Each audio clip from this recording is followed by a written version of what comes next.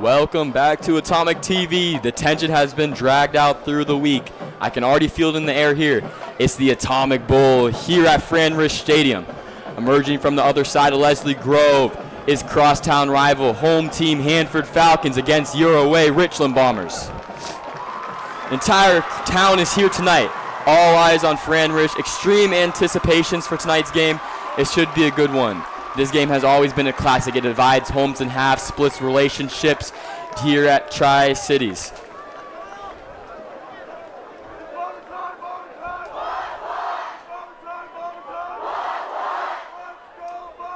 And you can already hear the crowd, student sections getting loud on both sides, the tensions being dragged out.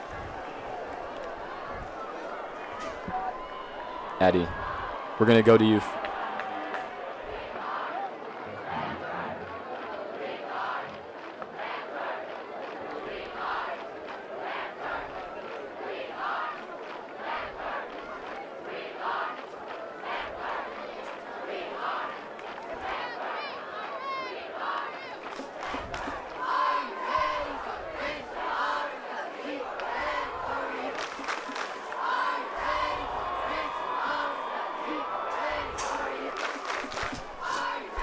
All right, and now captain's coming out to the middle of the field, and I'm going to bring it to my co-partner Michael here to read off the records for each team this season. Coming into the night, Richland is 1-0, coming off a huge 60-0 win against Hermiston, and Hanford is 0-1, falling to a 42-7 loss against Kennewick. All time in the Bomber Bowl, Richland is leading 17-2. In the last four meetings, they are 4-0, outscoring Hanford 141-41. Yeah, I think that's a great subject to talk about here. Excuse me. Richland, although they are the away team, has won each appearance 17-2, which is pretty dominant. But Hanford today, with the home crowd, home side, looking to take a victory in 2024 at the Atomic Bowl. And one of our biggest storylines we have for this game today is Preston Bryant, nicknamed Moose, transferring last offseason to Richland from Hanford. He all MCC first conference. So if you're a Hanford fan, that's a tough loss. And for Richland fans here, it's a great thing to hear that. And we talked to wide receiver Asa Perks, and I actually had Michael do that. And what did he describe to you about that feeling of a player, an all-conference player, transferring away from that team? Yeah, I had a great opportunity to talk to Asa, and he said he wants to show his old buddy that he made the wrong decision. He wants to go out, you know, they're friends, but right now he has a little extra motivation to go show him that, you shouldn't have went to Richland. So we'll see what happens here tonight. Yep, I totally agree with you there. I mean, that's how you're going to see most times. I mean, it's just a revenge game for Hanford, realistically, against their old teammate, especially with somebody of that caliber. I understand transfers, but when you have probably your best player on your team transfer to your rival school, I mean, it's not just going to be buddy-buddy. You're going to get hatred. Yeah, exactly. This is one of those games where for Hanford, this could be their biggest year. This could be the biggest game of the season for them. While this might not be the biggest game on the stat sheet for them, or with playoff implications maybe not being the biggest this early in the season, this is very important to them. Yeah, no, I agree with you 100%, Michael. And touching back to Preston Bryant, he's actually the impact player of our game today. And oh my goodness, I'm sorry to cut you off, but that Richland student section is just loud. It is just beaming into this booth. But anyways, the impact player of this game, we decided to go with Preston Bryant again. And with what feels like the entire city of Richland watching his performance tonight, it'll be interesting to see how he's going to react to that and play tonight. His last game, he had 5 receptions, 67 yards, and 2 touchdowns, putting him in second place in MCC for yards and receptions, right behind Kamaikan's own David Cuckoo. We are now getting close to kickoff. And Elijah Leader Sr. kicking off for Hanford. Hanford always has this cool little ritual before every single kickoff, taking their time, trying to get in the head of the Bombers. At returning, we have number 10, Brody Bosick, and right next to him is running back 24, Jake Brannon. Last week, if you paid any attention to Richland Bomber football, you would have known the starting kickoff for the game was returned back for a touchdown to Bosick. That's going to be handled by Brandon at the 25. He's going to try to get the sidelines, and he is going to be taken down by Hanford at the sideline. And now the Atomic Bolt is underway at the 40-yard line. Richland will start off 1st and 10.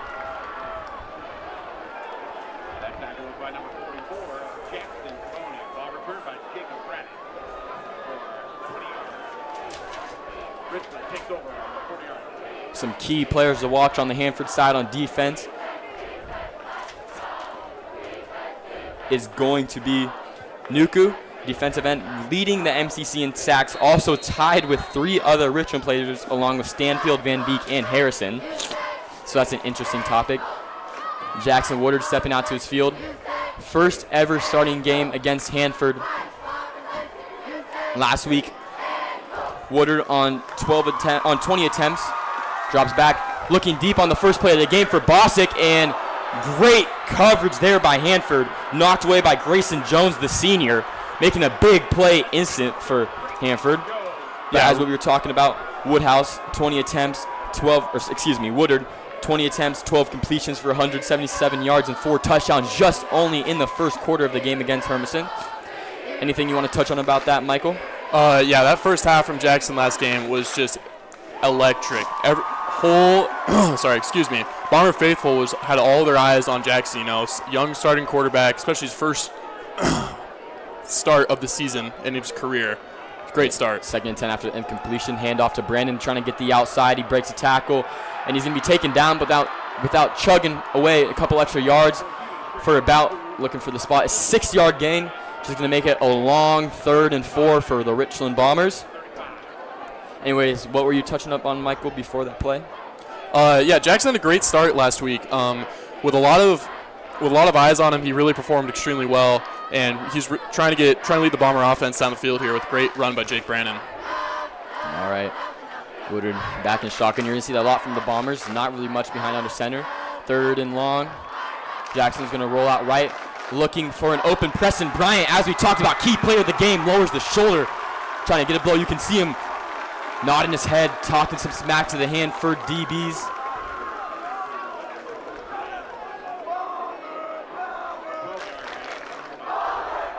And now Richland back in the huddle after getting a long 3rd down. 3rd and 5 is it's not an easy 3rd down to get, but the Bombers' O-line shifts perfectly for Woodard to roll out right and get that 1st down. And an official timeout. No.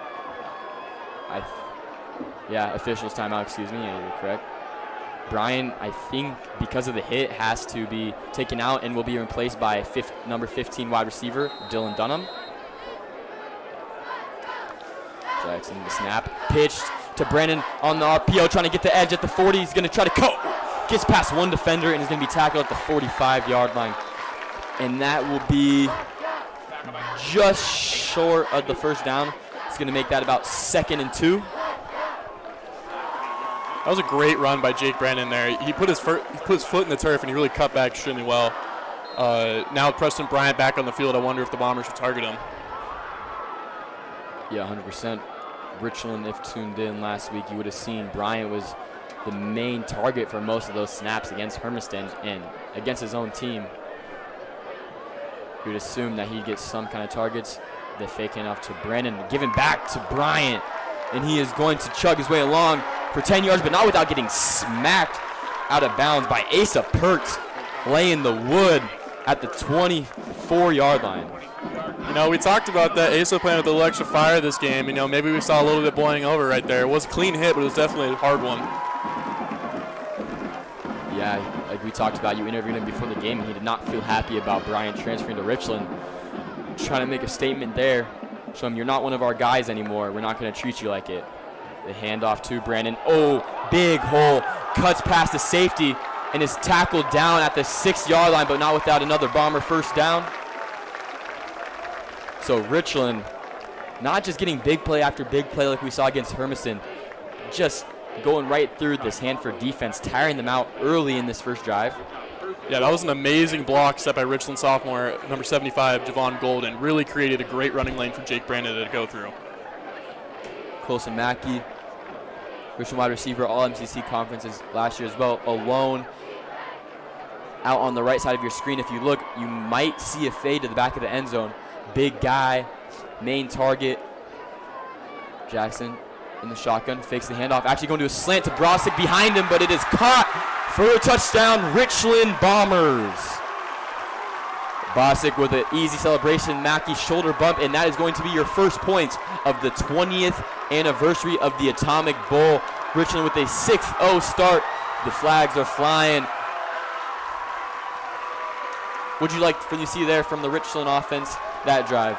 I mean, it was just effortless. They were moving the ball extremely well, methodically, and it was a very well thought out drive. Referee's timeout on the kick. Dunham is the kicker for Richland. And yeah, what did you think about Hanford's defense? How could they improve in order to stop that kind of chug and plug offense they had all drive? Well, they really couldn't commit to one thing. They were getting beat with the run, and then they were getting beat with the short pass. They were leaving some gaps open on the front side of the field. And Dunham's kick is up and good through the uprights to make that 7-0 Richland with 10 minutes and 16 seconds left in the first.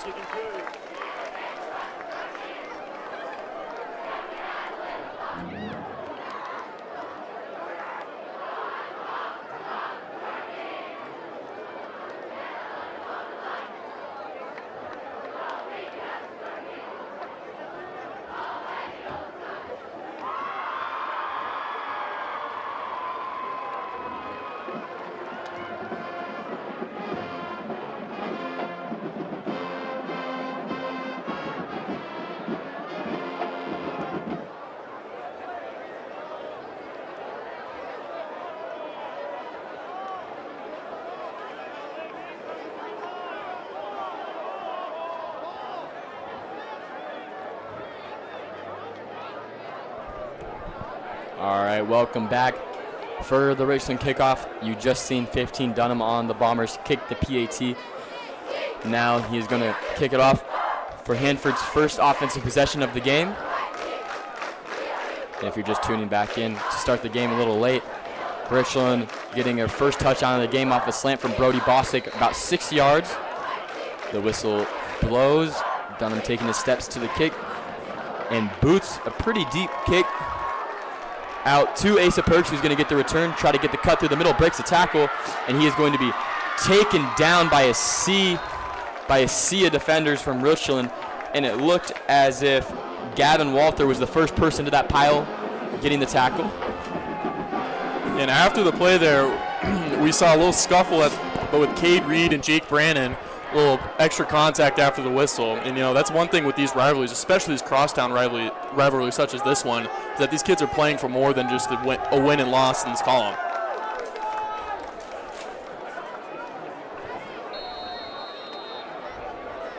Hanford on offense. Cade Jensen is the quarterback behind the center for Hanford. Last week, Jensen on 29 attempts, 13 completions for 45 yards, 1 touchdown, and an interception. Not a horrible ratio. Looking not to throw any picks today. Under center, we have not seen that yet. Hanford is going to give the handoff to Cale Carpenter, who's going to be tackled for about a gain of about 3. Yeah, from that formation, Hanford was showing run all the way, and they were just asking Richland to try and stop it. That was straight power. Yep, exactly. And I feel like you don't see a lot of under center formations, especially from high school, a lot of shotgun RPOs. So that could be part of Hanford's game today, is trying to run through that defense of Richland, because we've seen that in the past, especially last year, Richland giving up 250, 300 yards plus almost every single game, no matter who it was running. So that could be their strategy starting the game today. Number 4, Sion Nuku in motion, now lining up behind the right guard. Goes back into motion. In the I formation, fakes the handoff. Jensen throws back to Nuku, but I believe it hits the ground, and it hits the ground before he can make the catch. Incomplete. Hanford just underthrew it, no pressure. Just kind of had to throw off his back foot and doesn't get enough power. Now it's going to be 3rd and 8 for this Hanford offense. That was great action by the Hanford offense there. Even though they had no one up on the right side of the field, they still got the look they wanted. It was just a little underthrown. Now entering on the field is Isaac Nagugi, junior. Anchor back in the huddle. Richland's D-line having a little bit of a talk, trying to get some pressure on the quarterback here on 3rd down. Getting pressure on the quarterback was a huge thing Richland did have for them last week, was forcing Hermiston's quarterback to run out of the pocket and make bad throws.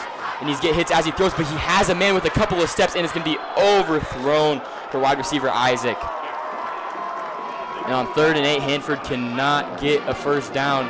So now the punt team will run onto the field. You know, if I'm a coach, I'm a little bit disappointed, and that's the look that you get as a quarterback. I mean, 3rd and 8, your own side of the field, you really need to get a first down there. And obviously, it's not the most high percentage throw to try and throw a 40-yard bomb, but Hanford's back to punt.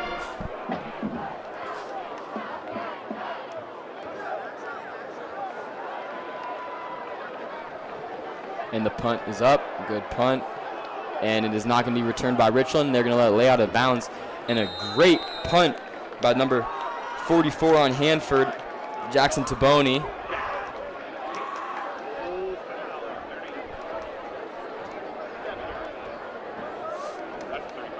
Richland's going to try and have another great drive here. Pretty much every play they had last time was positive yardage, and they're looking to do that again. And something I noticed on Hanford's defense last drive is you see the Richland defense changing from a 3-4 defense to a 5-2 depending on what they see. Richland's offense primarily is an RPO, whether they want to run or pass. And this Hanford offense or defense hasn't switched out from a 3-3, which means that they can run all over them throughout the game. So maybe we'll see a defensive switch. And Woodard looking through the middle of the field, and he overthrows Bryant on the cross. That would have been a big play. This stadium would have been rocking. And Woodard, with a little bit of a duck, overthrows Bryant for a big play. Now it will be 2nd and 10. Back down at the 34. 36.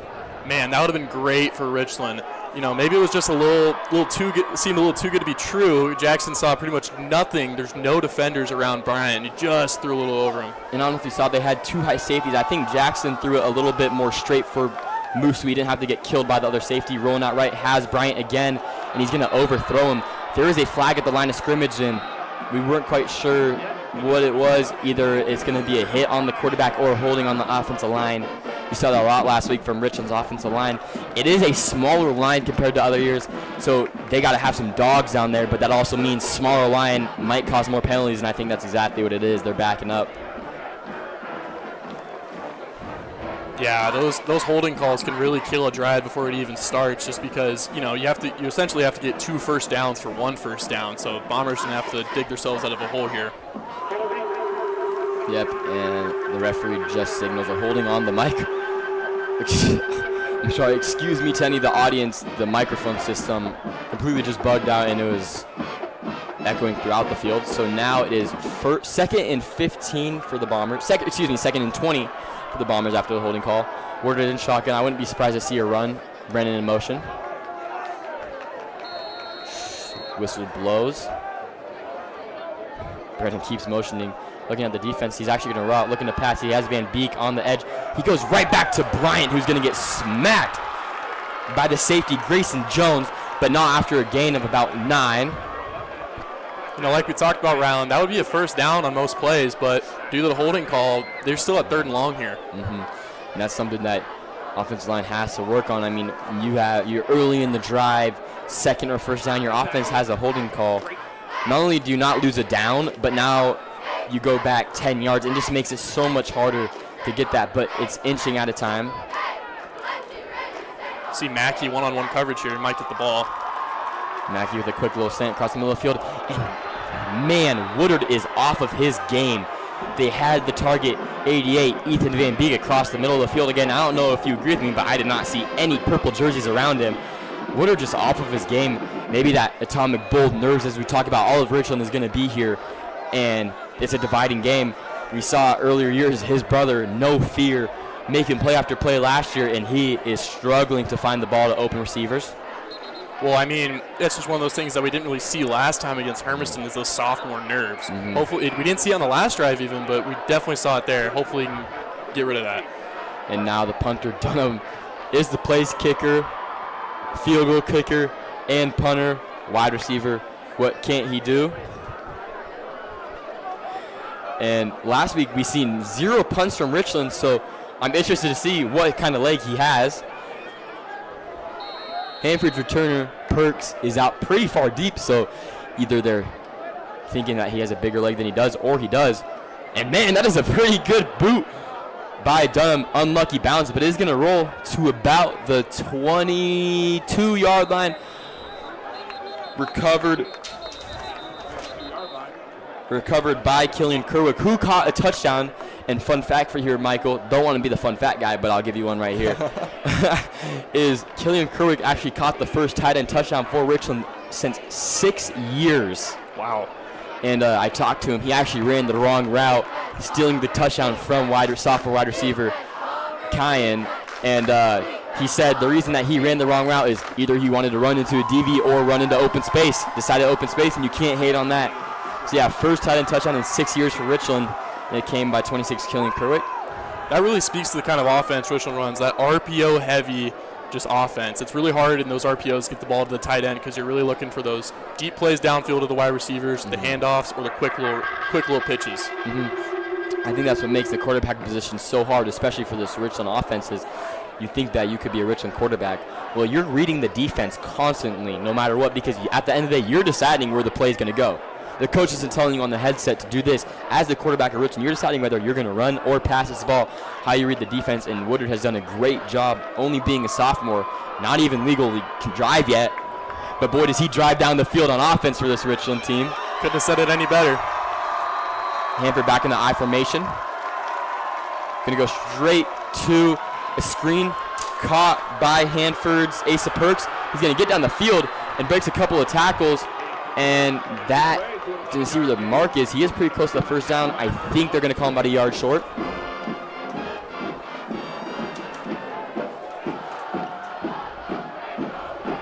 You know, there was kind of a little bit of blown coverage there. Richland's defensive backs were sagging way too far off, leaving that screen just wide open. And the person in question was Parker Smoot, who actually had his first career interception last week, but a little bit of a mental lapse right there. All right, Jensen behind the center once again. Love this ISO I formation on offense. 2 wide receivers set. Fakes the handoff, rolls out to his left, tries to throw cross-body middle of the field to target Jackson Nemi, who is going to be taken down at about the 42-yard line.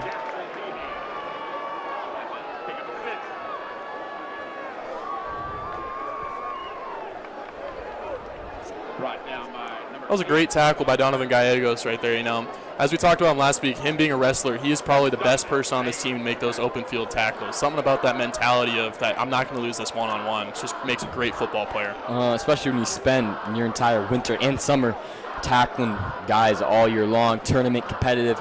He's ranked in the state. So as you said, if you want somebody making an open field tackle for Richland, is going to be your number 8 guy, Donovan Gallegos. Jensen behind center again. Motions wide receiver, gives the handoff, and he is wrapped up and swallowed by Silent Kiesel Kahane. Claps his hands in excitement, causing a 3rd down and 5 for this Hanford offense. We saw Hanford rolling in this drive. Their run game has been pretty good, anywhere from 3 to 6 yards per run, which in earlier plays in the drive is going to set you up perfectly for short 3rd downs, but here they're right about in the middle, 3rd and 5. That was a great tackle by Silent Kiesel Kahane, one of Richland's captains and the first junior captain in over 30 years, Rylan. It's something special. See, I hit you with some fun facts, and you hit me right back a little bit later. Don't want to be a fun fact stream, but you might have to after this. Now Jensen in shotgun, unlike we've seen. 3 wide receivers on his right side. Takes it Van Beek right off the screen, caught by the running back, swallowed up by Gallegos, and he is just running right through the defense, carrying about 3 guys on him. Is Cale Carpenter, 6 foot 215 run backer D lineman, carries Gallegos, Ethan Van Beek, and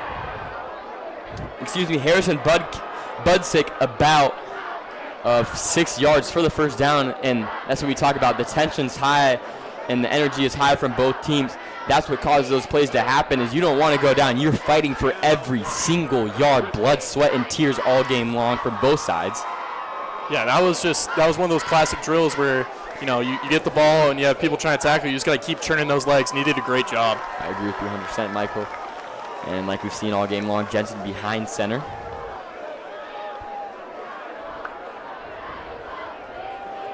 Jensen rolling out right, looking deep for Asa Perks, and overthrows him. Guarded by safety Levi Stiver, who's getting the start tonight at safety because Zach Rose injured in practice this week with a pulled hamstring. Zach Rose is one of the fastest, most electric guys on any sport you put him in. He was a JV guy for Richland basketball last year, and that kid was just a firecracker on the court. Yeah. And Stiver, talking about electric speed, Stiver is a state track runner, and so don't take him out of the picture. Don't hate on his speed either, because he can definitely make a play. And we saw that last week, returning a blocked punt for a touchdown, turning on the burners, getting the edge. Jensen with kind of a bad snap, going back to the screen, and he kind of just throws it into a C alignment, and that's going to be an incomplete pass. I think a little bit of miscommunication on the offense. I think they wanted a running back slip screen, but instead of making a block, number 8, Cale Carpenter on Hanford's offense just went straight out to the edge for the screen, and so he just threw to nobody. Almost hit Cannon Wycombe, the linebacker, 32, who leads the MCC in interceptions, which would not be a familiar face to lead the MCC in interceptions. Had 0 career interceptions going into the game, but Hermison's quarterback was getting pressured, hit almost every single play, and it's like the ball just landed into his hands. Almost could have been a false start on the left tackle for Hanford. Jensen's going to roll out, has the pitch play to the running back, and he is just blown up by Gallegos. And also Kane right behind him, dragging him down as well. And now it's going to go for a no gain, 4th and 10 for the Hanford offense. Going to bring out the punt team once again. Back to return for Richland is number 17, Hayden Galloway. This is his first game returning punts for Richland. I talked to Raymond Williams, the running backs coach, who also does a little bit of special teams, and he asked me who he thinks should return punts. I told him, I'm not a coach, I have no clue. And so I guess he made his decision this week, making Hayden Galloway. Ooh, big blocks by Hanford. He's going to let that one just set out of bounds around the 18-yard line. So Jackson Woodard, the sophomore, is going to come back out once again. For offense, we saw a little bit of a shaky drive, looking to bounce back. It's not that Richland wasn't thriving on offense or they weren't open. Just honestly, QB mistake and mental errors overthrowing big plays for Richland. With Hayden Galloway returning those punts, I could definitely see why the coaches put him in that position. He led Bomber baseball in most innings catch, which means he has just absolutely amazing vision of any field you put him on. So I like that call. That's a great way to see it, Michael. Woodard snaps it low, snap handoff to Brandon. Another big hole by the offense. Oh my goodness. Javon Golden runs out and blows up a Hanford D-line, runs out, then blows up another Hanford linebacker back-to-back, opened up a hole. 6'5", 310 sophomore. Only one of a kind. You rarely see that, and boy, was he making plays on that run, opening up a sea of yards for the running back, Brandon. It's one of those things where the Bombers are going to try and keep attacking the run with that left side, as we see it here again. Man, Hanford defense cannot just keep up. I talked about that last drive. You see Hanford line up in a 3-3 formation, only 3 tackles at one time. So it's basically just, I think Hanford's strategy is just pray that they stop the run, but you don't want to get passed on. I mean, you got to pick your poison almost with this offense. Either you're going to go to Jake Brandon, who almost led the MCC in rushing yards last game, or you try to stop 3 first-team all-conference wide receivers on Richland. So it's you got to pick your poison here. See, now screen almost thrown, but Mackey's tall enough. He's going to get a block. Big block from Bryant. Stiff arms Asa Perks, but he's going to drag him down, but not without another Bomber first down. Down about at the 42-yard line where they mark him. Colson Mackey getting his first target of the game and a 12-yard reception. I really like that read by Jackson Woodard there. 2 straight runs to the left side, and then, Brandon going to the left side, pulling it back and finding a wide open Mackey. And I think we are going to get a called timeout by Richland. Excuse me, Hanford. Hanford calls a timeout after that big play. Oh my goodness, I am sorry, ladies and gentlemen, for this mic system going on with the referees. I mean, it's embarrassing for us up in the booth, but it's probably much more embarrassing for these referees trying to make a call, and then all of a sudden everybody's drums explode across the stadium. I mean, I don't know what's worse, the fact that when Richland's at home, you have to hear Katy Perry over the speakers about 6 times every quarter, or this referee mic. The National Electrical Contract Association and the International Brotherhood of Electrical Workers. Reading here, call. The fall, winter, and spring I think they're just calling timeout for Hanford. I guess not. Training electricians for the future.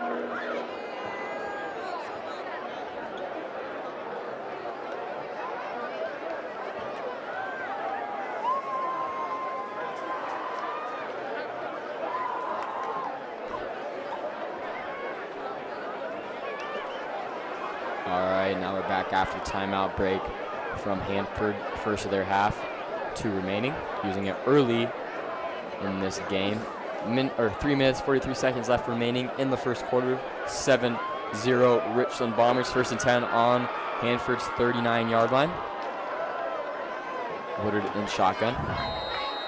Whistle blows. Motions Brandon.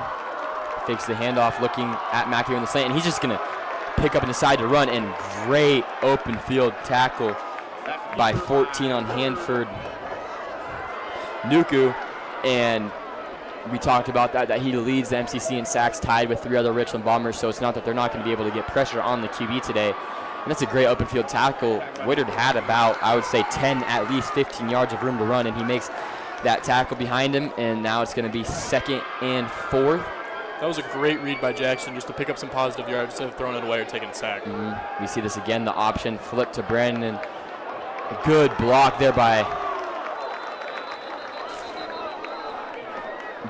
Hayden Galloway, as we talked about the punt returner, but unfortunately he was holding the jersey of, I am pretty sure, number 6 Grayson Jones on the defense of Hanford, so that is first down is going to be brought back.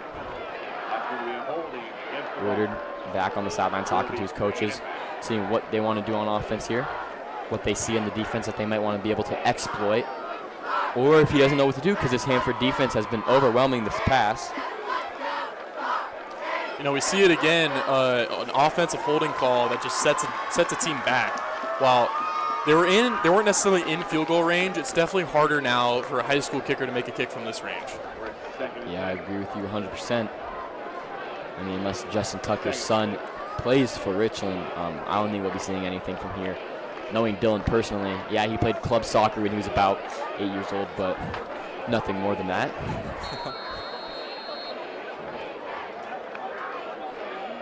Jackson rolling out right. He has a man, that is Kyan, wide open down the field. Breaks a tackle, stays on his feet down at the 8-yard line. Richland Bombers, like you talked about, going down to the huddle with his coaches, find an exploit in the defense. They rush an extra man off the edge, leaving the zone open on the right side of the field for the junior Kyan Williams for a first down. What do you see great about that play from Richland, Michael? You know, they actually had made a couple subs. They put a whole new receiving crew out there, and Kyan was one of them. And I believe that is his first catch of the season, if I'm not mistaken. And that was a great play by him. I agree with you 100%. Now Jackson in shotgun. Kahane, the running back, most likely means they're going to run this ball, give the handoff to him, try to chug it into the end zone, and I'm right, they give the handoff to him. Lowers the shoulder, dragging defenders down to the 2. Oh my goodness. Silent Kiso Kahane, big Hawaiian kid, drags almost 3 defenders, about 3 extra yards, making them look like little boys in a grown men league.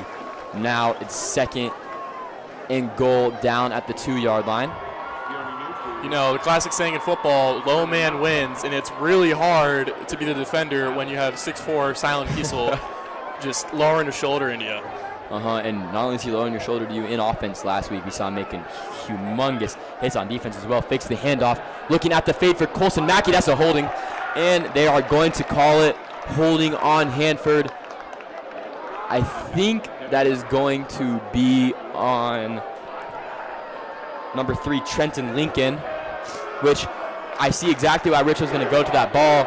You have Colson Mackey alone on the right side of the field, and Trenton Jones is only 5'6" compared to Colson Mackey's 6'4" long wingspan. You're going to just absolutely go right at that mismatch until you score a touchdown. And so I like the idea there from Jackson, but just overthrowing him, which is pretty hard to do, Colson being that big. But now it is going to be 1st and goal at the 1 because the penalty is going to go half the distance to the goal.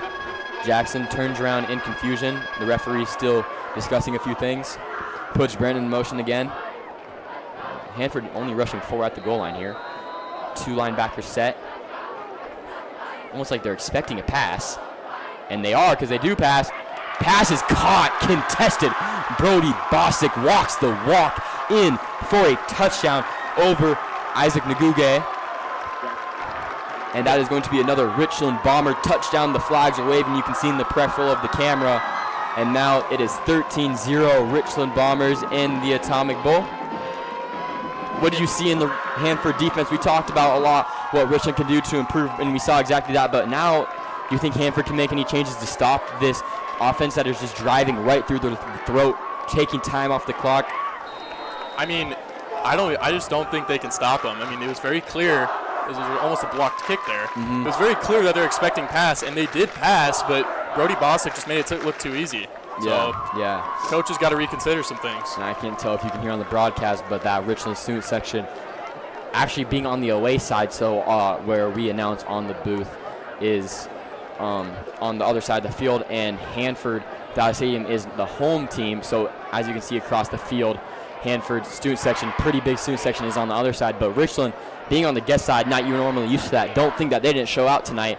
Huge packed student section on this side of the field, and they are being loud for their football team, up 14-0. And I can also hear this Hanford student section on their side being loud just as well. They want to show the Richland team that this is their town as well, and they run it, getting loud for their team, hoping to make a comeback. Still a minute 56 remaining left in the first. Plenty of time for this Hanford offense to find a rhythm, and their defense make some stops.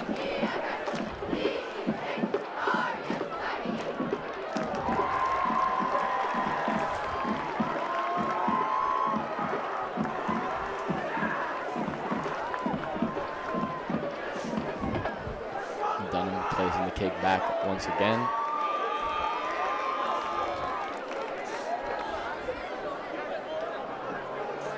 He's got an arm sleeve on and leggings. I mean, if he doesn't really get a lot of reps at wide receiver, he might be the nicest looking kicker I've seen before. Kicks off. Pretty short kick, not too great. Muffles the pump, is 82 on Hanford. They lose the ball. I don't know. I think it's recovered by Richland. I'm going to see the call from the ref, and they're calling it Richland football. The ball is muffed by 84 on Hanford, Angel Guzman, and is going to be picked up by the Richland receiving team. And now Richland with great field position on Hanford's 26-yard line. We talked about what momentum can you get in order to get yourself back in the game earlier in this, and Hanford does exactly what you can't. Muff the kick, and now Richland with great field position after Woodard found his groove last drive. I wouldn't be surprised to see him do the exact same thing and just run right through this Hanford defense. Yeah, that kick was end over end. While it wasn't kicked very far, that is an extremely hard kick to catch. I don't know if that was the right decision by Hanford. No, I agree with you 100%. Woodard drops back in shotgun, looking deep, but he's just going to instead run, and he slides in 82. Ryan Brown there to make the stop. There's a flag. I don't know if they're going to call that late hit, because I don't know if you've seen that, Michael. Jackson slid pretty early. He still dove on top of him, but it looked like he tried to make an effort without falling on him. And they are pointing to the Richland side. We might see another holding. Seeing a lot from Richland is one of their biggest weaknesses is this offensive line and their holding calls. It's just getting ridiculous trying to watch it. Although on a positive note, that was an excellent read by Jackson Woodard, having a great pocket presence just to step up and take that extra positive 2 yards. That's back-to-back drives where he's done an excellent job of that.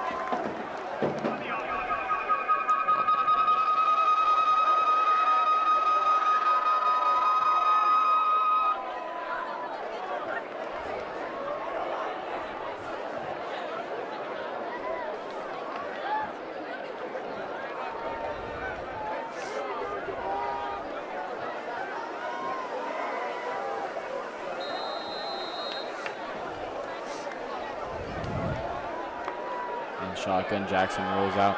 Looking deep. Colson Mackey has a man completely overthrown. Not even close.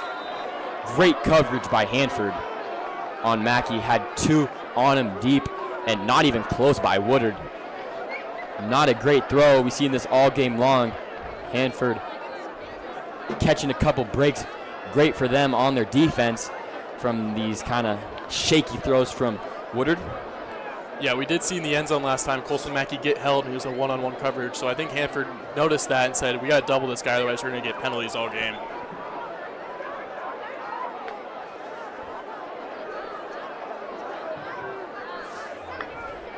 Woodard rolls out right.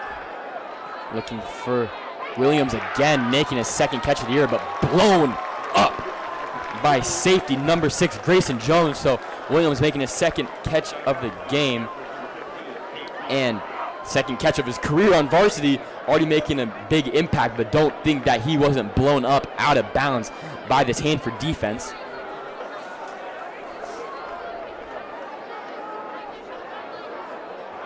Kyan Williams is a little skinny guy too. He's slide of frame at 160 pounds. He's got to be feeling that hit right there.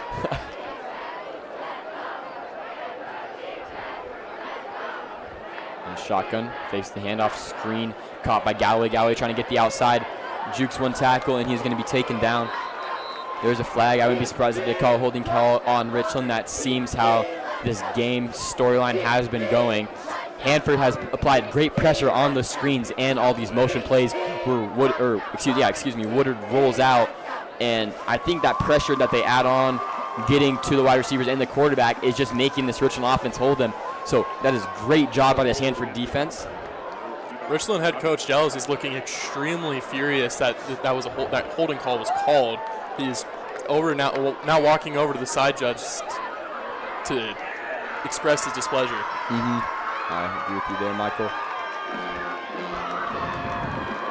Referee forcefully walking with stride back to the 30, taking away that 10 yards for Richland. So now it is going to be 3rd and 22 on Hanford's own 30. I don't know if Dunham's range is from here, but last week we actually saw a kick from about, I would say, the 26.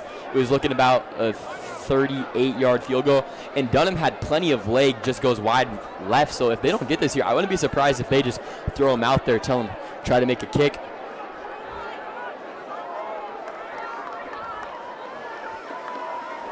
But he rolls out left again. He's going to have Preston Bryant beating that back safety. He's just going to roll out again. Doesn't pass the line of scrimmage. Way to improvise that. Caught by Mackey down at the 14. Helps the cornerback up, number 5, Isaac Nugage. And now that is another Richland Bomber first down. Hanford got to be frustrated on that. It is 3rd and 22. And you've been doing great, especially losing the ball on your own side of the field. And there they make a mistake on the worst time they can on 3rd and 22. So now the Bombers with a new set of downs, 1st and 10 on Hanford's 14-yard line. Woodard in shotgun, Brennan to his right. Wouldn't be surprised if he motions him left. Hikes it low snap, gives the handoff to Brandon, has a huge hole. Oh, great hit and tackle by Nuku, who kind of falls awkward on his legs there, but Brandon stays up. Great tackle by Nuku, because Brandon could have easily dragged him into the end zone. Hanford having great open field tackles today. You know, that defensive line rush right there was extremely well. If Bombers were passing, they never saw Brandon, let him run right by him. No, that's what we've talked about this game, as Hanford runs that 3-3 set, which Richland has been using to their advantage, just to run on the outside through. You haven't seen a lot of runs through the middle of the field, maybe at the goal line like right here, and Brandon's going to just fall into a sea of defenders, and great stop by Hanford. It looked like Brandon had the momentum to get into the end zone, pushing his offensive lineman forward, and Hanford, great awareness. 4 purple jerseys huddle him and push him back, and now there's going to be 2nd and goal on the 1-yard line for Richland, and that is going to wrap up the first quarter of the game. So Richland will start the quarter on the other side of the field, 2nd and goal on the 1, and we will be right back with you once we are back from the first quarter.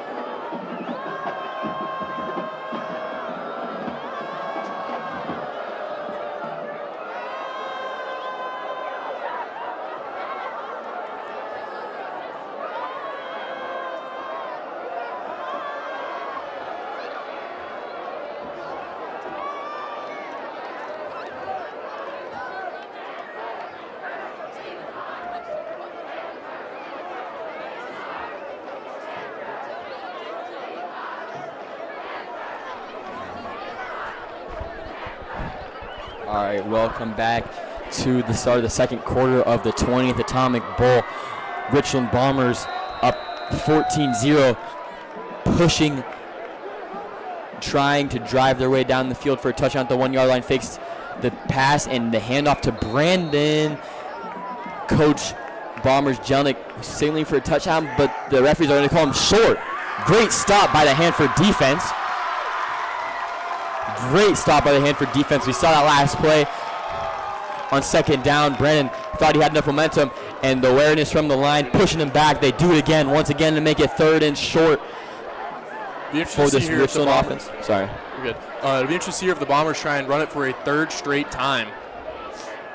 Give it to Brandon again, and he is going to be wrapped up, but not before getting in for another Richland Bomber touchdown. This time not from passing, they do the grounded pound right through the heart of this Hanford defense to make it 22-0. You know, that's just one of those things where it's just you're only 2 yards out. It's high school football. 3 runs, you're gonna get 2 yards. It's extremely rare to see a defense have a goal line stand in this league. And you saw it 2 times in a row from Hanford, which was a great stop from them. But unfortunately, Richland just pounding the rock right through them. Dunham, extra point is up, and it is good. And it is Richland Bombers up big and up early here in the start of the second with 11:20 remaining, 21-0. Chants from this Richland student section echoing throughout the stadium.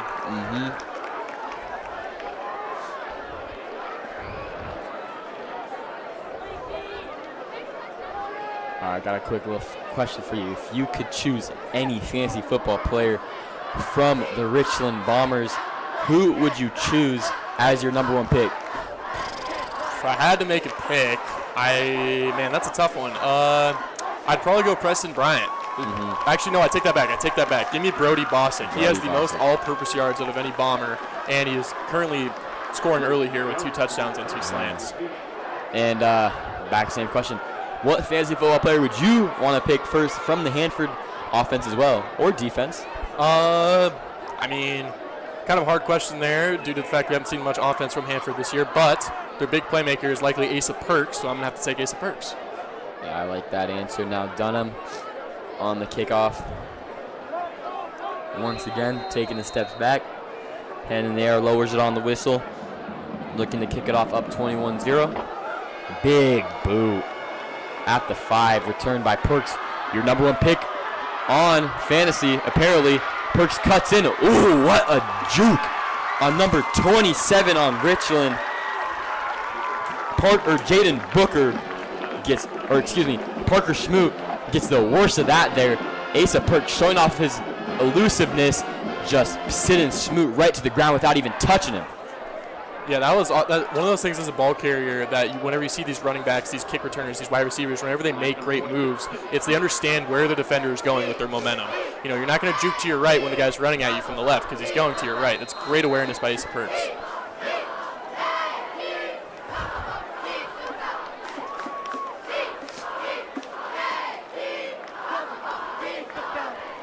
Hanford with not much momentum this half, but looking to get something started here. There's plenty of time in the game and plenty of opportunities to make a comeback against the crosstown rivals. Jensen signals in motion, fakes the jet sweep handoff, give to the running back, and Carpenter will be wrapped up after a 2-yard gain.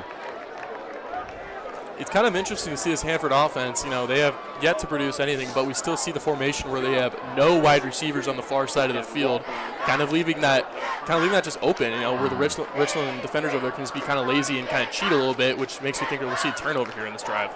Well, it just makes it easier on the linebackers who could easily commit to run a lot more, because if you have those wide receivers spread out, those linebackers have to watch those early zones. But all you have to have is your DB spread out wide, and your linebackers can basically blitz from either side of the field if you're not showing much here. And you can see that here, all of them lined up early. I wouldn't be surprised if you see a couple of these linebackers besides Wycombe blitz, and all of them blitz, fake the handoff, and I think Carpenter's going to be wrapped up once again for about another 2-yard gain for Hanford. Excuse me for the confusion, a little bit of awkward offensive play by Hanford, but it worked. Positive yardage. So now it's going to be 3rd and 7 on their own 29. This Bomber crowd is roaring. Wow. Although it is a little interesting, Hanford's been running purely out of 2 sets, that I formation where the quarterback is under center, and it's been a run nearly every time. And that other formation, as we see now, there's no wide receivers on the near side, so we're probably going to see a motion here, and makes me think we're seeing a quick little pass.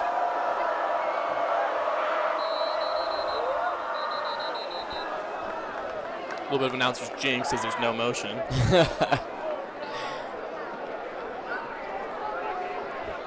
I think might be by the end of the season, we might be notorious for these announcer jinx. I mean, last week, commentating the Richland game, we talked about how Dunham was a perfect 7 of 7 for extra points. Next play, he kicks it right into the butt of the center. And so it's like, the second we talk about something, it's almost like it goes the complete opposite. So we should probably watch our mouths for the rest of the game for both sides of the ball. Just be straight, just be objective.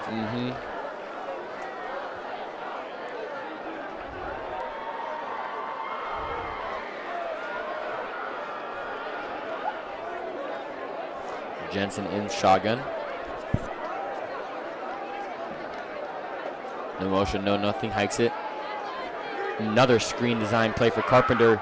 Stiff arms a man, and he is brought up well short of the first down. Maybe a gain of 1 for Hanford. This offense can just not get any ground on this Richland Bomber defense. You know, one thing that has truly surprised me around through this point in the season, this Bomber defense has stood tall every single drive. I'm saying through this point in the season, I am not trying to jinx them, but they have yet to let up a single score. That's a great note to be added. I mean, I wouldn't be surprised if Galloway muffs the punt and then they pick up and score a touchdown after you said that, but we'll just have to see.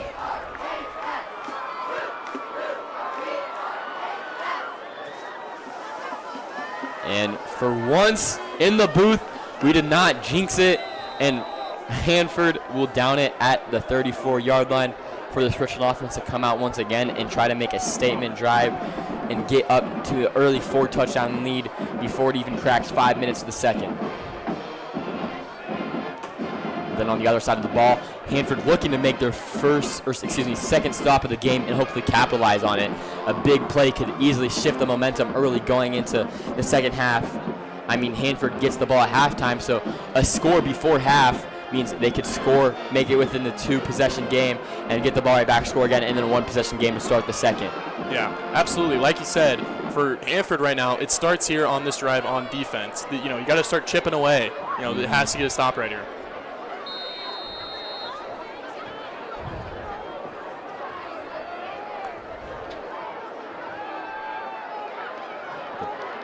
Screen pass to Williams.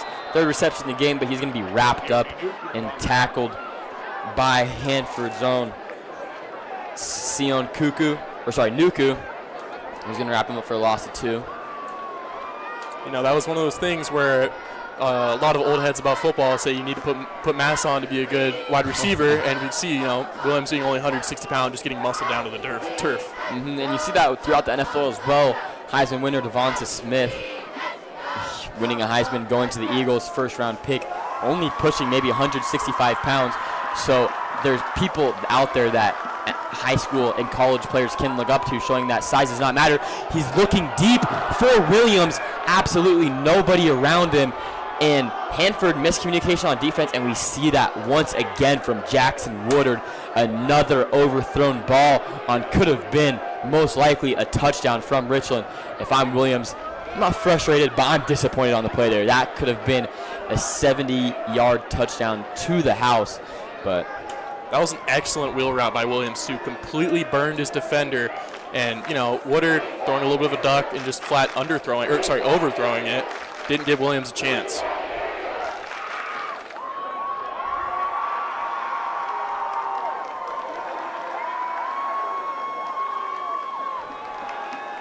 Woodard rolling out, finds Preston Bryant, who is leveled at the 42-yard line by Kai Carvo.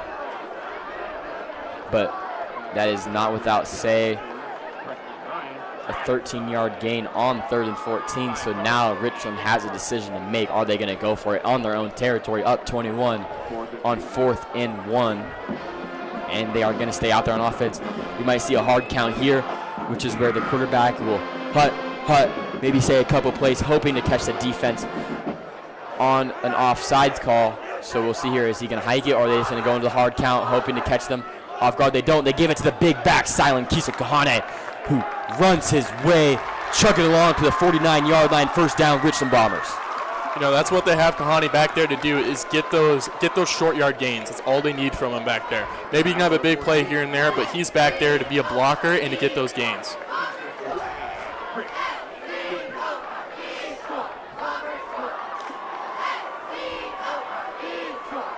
And Roman Lewis, the D tackle for Hanford, trying to make a play there. One of the only people I feel like could tackle Kiso Kahane. And the handoff to Kahane again. I don't know how he got through that line of defenders. And he's going to run for about an 8-yard gain. But back to what I was talking about. 79 Roman Lewis, the D tackle for Hanford, 6'5", 315. Just a big, big boy on the line. Only person I could see making a stop on a big running back like that. He's getting double teamed instantly, and I think that's one of the problems that Hanford's defense is running here. Only having 3 people rushing, you have a big guy like that, you get a one-on-one, he's getting to the quarterback every single time. But if you watch here, the right guard and the center almost double teams him every single play.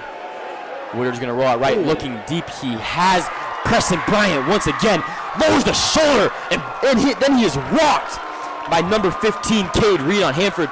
Lowers his shoulder and throws Asa Perks for a couple yards back, but not without Perks' other boy, Cade Reed, coming in and laying down on Preston Bryant.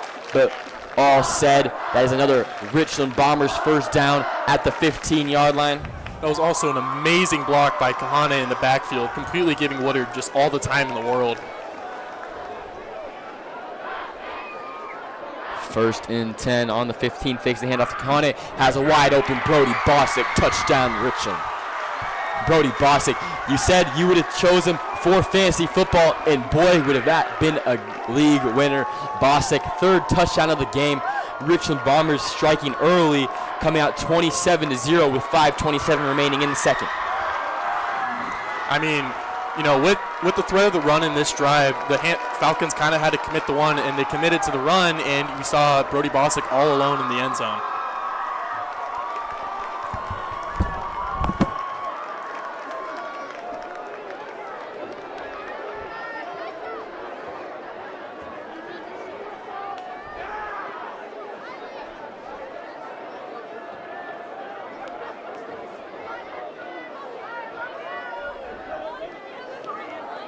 See Dunham doing his routine for his PAT.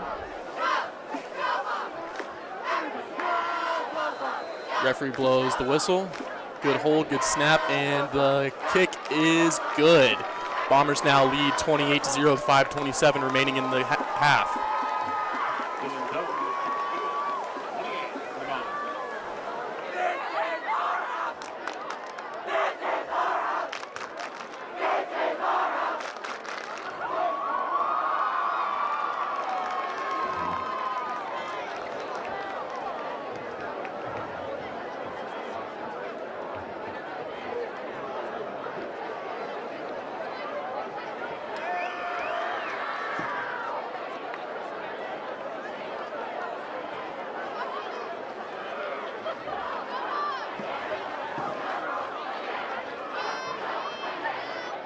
All right, welcome back after that Richland Bomber touchdown, 3rd of the game for Brody Bosick.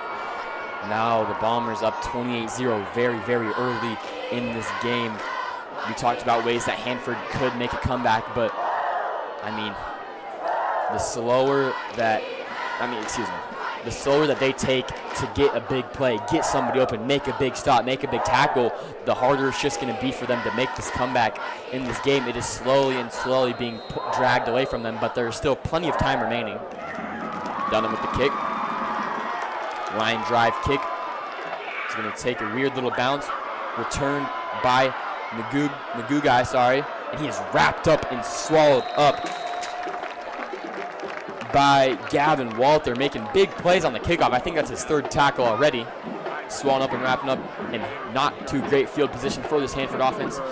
They have 5 minutes and 18 seconds to make something happen before halftime.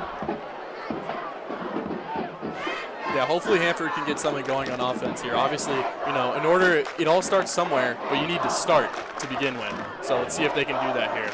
Speaking of halftime, we do have a new thing for the broadcast. We will have sideline reporter, Richland student Addison Hubbard, giving us some news and info at half. So once halftime's over, make sure not to tune out of the broadcast. Right after, we will have a quick debrief with her and send you off into the time. Screen caught by Asa Perks, and about after a 4-yard gain, he's going to be wrapped up. So now it'll be 2nd and 5 for the Hanford Falcons. A little bit of smack talk between Silent Kisa Kahane of Richland and Asa Perks of Hanford. Yeah, that's, you know, even though the score is what it is, these boys are still playing like it's 0-0. They don't care about the score. They're going to go out there and try and win every play. Mm-hmm.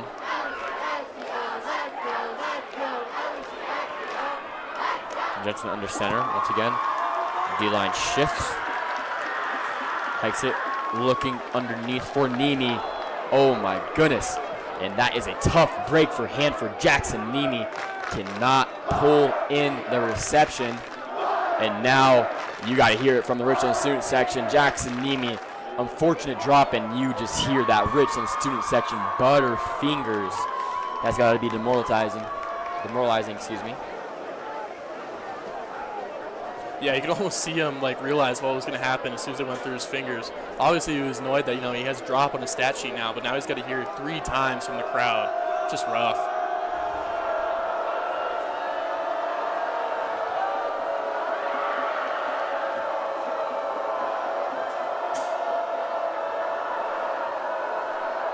Jensen steps back in shotgun, looking for another design screen, and once again dropped by Jackson Nimi. Struggling this drive. A little bit of an overthrow by Jensen, and this offense is just not moving. No. It is rough trying to watch this Hanford offense get something moving. You want to see them shine and make this a good game in this Atomic Bowl, but unfortunately this offense is struggling to get anything working on this Richland defense. So now we're going to see the punt team out once again for Hanford. Galloway at return. Sitting about at the 50-yard line, waiting for the whistle.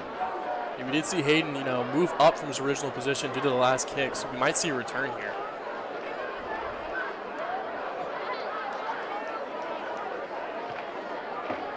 Punt is underway. Galloway shows no interest in returning, and it will be falling on the bounce right about the 41-yard line for Richland to take over and try to extend this lead with 4 minutes and 20 seconds left in the second quarter. As we've seen throughout the season, Richland's special teams is very elite, and, you know, I don't think Galloway's had a ball to return all night. They're trying to take the ball out of the Richland special teams' hands and just try and make them beat them solely on offense.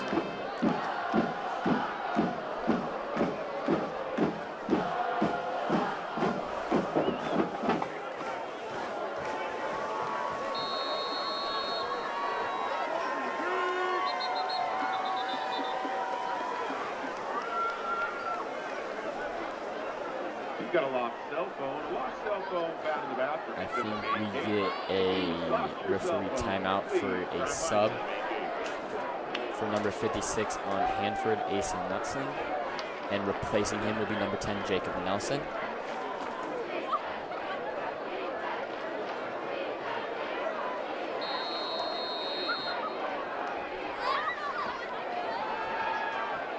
Oh my goodness! And Jackson Woodard, with one of the biggest mistakes we've seen yet, tries to throw the slant to Hayden Galloway. And what a beautiful play by Dallas Maya, who just jumps the route and could have had an electric pick 6 to try to shift the momentum. That was the plays we have been talking about that Hanford needs to get going.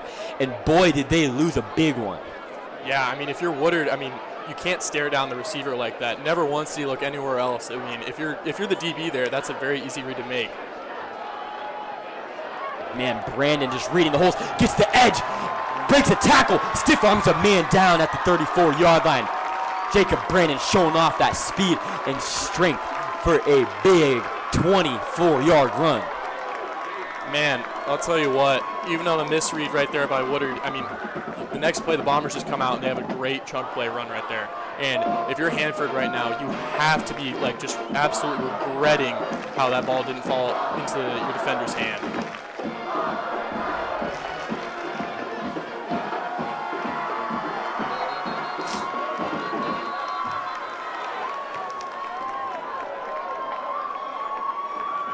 And I think there is going to be a timeout by Richland.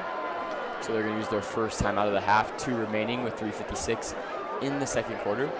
And we apologize for the indecisiveness on what the officials are doing. Their mics are having some technical issues, and their signals have been subpar. So it's a little hard to see and hear what's going on. Especially if there's no flag. We're not sure if we're getting a referee timeout for a substitution or a team. Yes. So we are going to go into a timeout break, and we'll be right back with you when both teams are back on the field.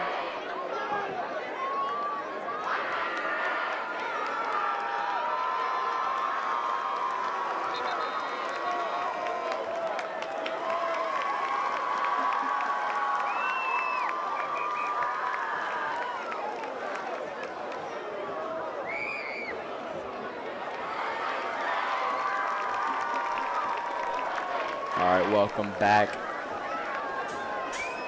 Now after this timeout break, Woodard in shotgun on Hanford's 37-yard line. Hikes it, hand off to Brandon, gets a hole once again, hits the outside corner, pushes off a man, and ooh, once again another big hit by Cade Reed, but not after a 9-yard gain by the running back, Jake Brandon. If it ain't broke, don't fix it. You know, that's how the old saying goes. Bombers have been running to this left side every single time, it feels like. You know, they're just attacking where Javon Golden is creating amazing blocks.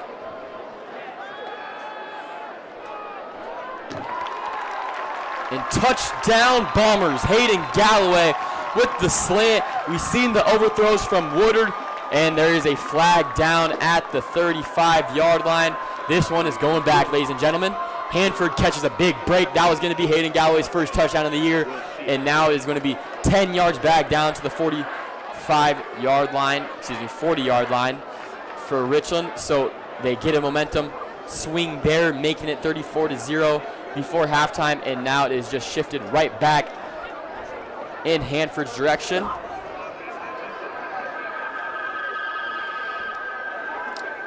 That was an absolutely amazing route run by Galloway right there. Found a lot of open space in the middle of the field and turned up perfectly.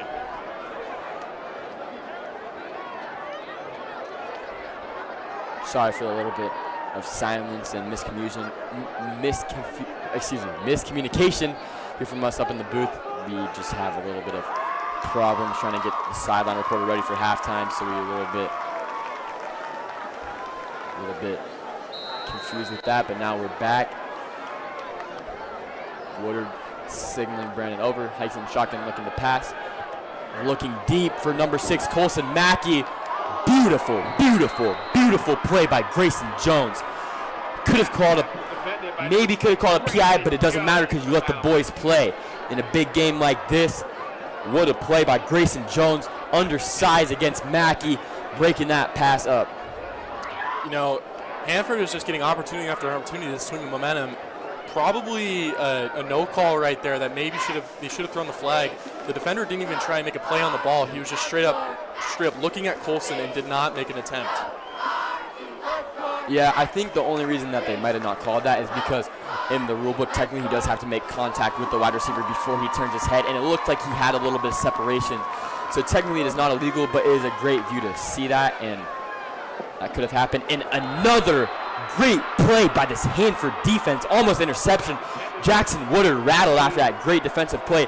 Asa Perks coming down from top safety and making a huge play, resulting in 4th down for this Richland team. It looks like the offense is staying out there. They're not going to a punt. Ooh, you see this a lot in high school. You're at the 39-yard line. I mean, you punt it down. You give the Hanford offense, who has struggled to move the ball down the field, another 20 yards back, when you could just go for on 4th down and pray that something happens. You don't have the leg to kick it. so you're not really losing much doing it. Steps back, obviously, in pass. He's going to look deep. He has a man, Bossa. Can't he get 4? Did he pull that in? Incomplete. And he is banged up. A beautiful defensive play by the safety, Braden Christensen, deflecting that pass, and that's going to be incomplete. Turnover on downs for this Richland offense. So a great stop, exactly what Hanford needed, trying to get some momentum here with 3 minutes and 7 seconds remaining. You know, like you said, Rylan, that's a very good point about how high school football, you're in that no man's land. And we saw Richland take a shot right there, and honestly, with punt return, they're pretty much in the same spot. So not a bad call by the Richland offense. No, not at all. Now, like we talked about, going for it on the 39, you're not losing much field position than punting it. But now you do give up, like I said, about 15, 20 yards if you do punt it. So now Hanford with great position with 3 minutes, 7 seconds left to try to make something happen here right before halftime. Jensen in shotgun, signals the motion for the running back. Switch to the other side. Richland looks like they're going to rush about 5 or 6. Kahane on the edge. No screen. Throws, middle of the field. Caught by Hanford. Nuku for a 10-yard gain. Gets the first down right about the 50-yard line. Hanford trying to find something. Going, not really showing a lot of hustle on offense, trying to preserve or not preserve as much time as the clock. You do not want to score here and give Richland any more time to get any separation left in halftime. You're going to want to waste this clock while getting a good effective drive. So now Jensen in shotgun. A very huge key factor in this drive is that Hanford gets the ball back at half so they can take their time, like you said, Rylan, and do what they want. Jensen looking deep, testing the corner. Oh my goodness, what a play by Levi Stiver coming in for the injured Zach Rose. Jumps up in the air like the jump man pose, right hand in the air, swats it down, resulting in a big stop for Richland. Asa Perks in trying to get the receiving catch, but Stiver with a bigger play. You know, again, we really got to stop saying about what they should or shouldn't do. We started saying they should take their time to take a shot at the 10-yard line right there. Exactly. Hanford kind of been playing small ball offense with these screen passes. I wouldn't be surprised to see either a tight end slip screen or a running back slip screen out in the backfield trying to get a couple extra yards. Fakes the handoff, jet sweep. And he's actually just going to give it to the back, and he is wrapped up and swallowed by multiple Richland defenders for no gain, making it 3rd and 10 for this Hanford offense. Started off hot with a 10-yard reception by Nuku, and we thought that maybe they'd have something going here, get that offense thriving, and now, once again, they are just flat-footed, stopped short by this Richland defense. Yeah, if you're the coach for Hanford, you can't exactly make that call right there. I mean, your only offense, the only really big plays you've had all game have been through passes. Even though they're short passes, they're from passes. I don't really agree with the call of running it right there. Richland also injured on that half of the field defensively. Why not test some corners you've never tested before that haven't got the start? Excellent point. Exactly what they do. He's going to throw one deep. Face a person is intercepted. Intercepted down the field. Parker Schmoot, the sophomore, 2nd of the year. Tackled down at the 39, and Hanford cannot get anything moving, and they are hyped on the sideline. Huddling around this sophomore, making another big play, and a great tip can't leave out. Levi Stiver making another big play on that side of the field, tipping it right for Schmoot. Man, what a play. That play had us standing up here in the booth, and we saw Parker Schmoot, just a sophomore. That's his 2nd interception of the year. We could be seeing the development of a potential all-time ball hawk here at Richland. And with that interception, Parker Schmoot is now tied on the MCC for most interceptions, tied with his 2 other teammates, Cannon Wycombe, linebacker, and safety out for the game with hamstring, Zach Rose. Woodard in shotgun once again, motions Brandon over. Looking to roll out, throws, easy pass to, and they're going to, and man, Hanford, that was a dirty hit. Brandon's about to get a 6-yard gain, but number 57, John Mayer on defense, for no reason, just levels Woodard a couple seconds after he gets the ball off, so that is going to be an unnecessary roughness, and Richland is going to get another 15 yards tacked onto the play already. Yeah, I mean, that's just, there's no reason for it. I mean, what do you gain from that? I mean, granted, yeah, there was a little screen pass, got him 10 yards, but now it's 15. Like, if you're Richland, I mean, you guys just got bailed out. 100. Even though it's a first down, you get an extra 5 yards for free because some kid had a mental lapse. Yep, I agree with you 100%. And Hanford with a good stop there. I mean, Brandon had a lot of open room to run, and they get past the blocks and make a play, and then you make a mental mistake hitting the quarterback late, which is one of the biggest things you can't do as a defense. Those quarterbacks at the end of the day are going to get the calls over anybody else. So that late hit is going to give Richland a new set of downs and a better field position with 1:23 remaining. And there's the call by the referees. Now the big boys, offensive line leading the group, marching down the field. Exactly, they were about at the 40-yard line, maybe a little bit past after that play, and now they're already down in Hanford's 25. You cannot just make those mistakes, down 28 in the first half.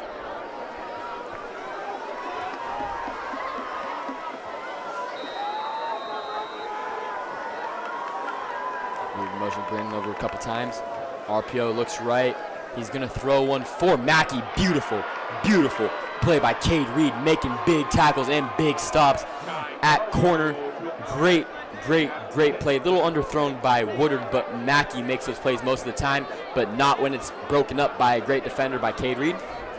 Yeah, this Hanford Falcons secondary has been very good this entire game. They've been reading Woodard's eyes exceptionally well, especially on that play right there. He stares down Mackey. It was an excellent play by Cade Reed to get over there and disrupt the pass.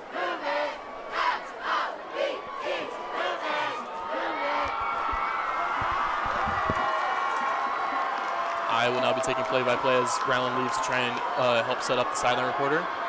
Woodard steps up, rolling to his right. Just at the line of scrimmage, finds a receiver in the middle of the field. Finds Preston Bryant just for a little quick 5-yard check down. No, we've never had a sideline report in the history of Atomic TV, and we do apologize for a little bit of technical difficulties. It isn't exactly smooth sailing for the first time, as you might expect, but we do ask you to stay and watch. And now we have a timeout on the Bombers. We will return shortly.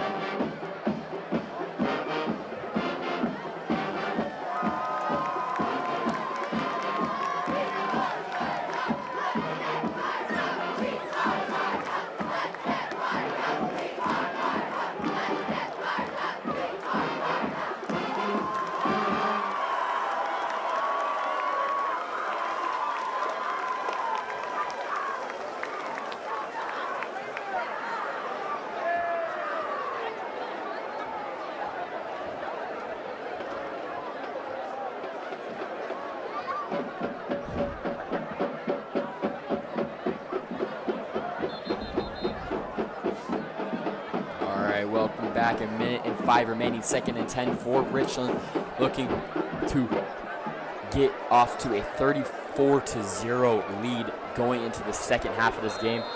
Once again, Jackson puts Brennan in motion, and that is going to be an offsides on the defense. Woodard claps in excitement, and it's John Mayer once again who hit Woodard, causing that unnecessary roughness, giving them 25 yards. Now an offside, so he's made 2 mental mistakes this drive on his own side of the field, which is just beating on this Hanford defense. That's one of the biggest parts about football is the mental game, really in any sport, but the mental game, especially in football, because if you make some errors, you could single-handedly cause a drive to shift.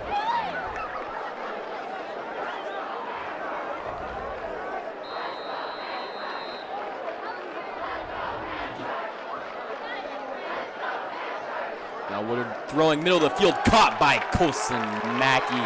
Touchdown, Bombers. Mackey with another receiving touchdown on a slant. That's been their go-to in the end zone. Second time he's done that this year. And now the Richland Bombers up 34-0 with just under a minute remaining in the second quarter. The flags are flying from the students, as you can see at the bottom of the screen. And now Richland hoping to make this kick, making it 35-0.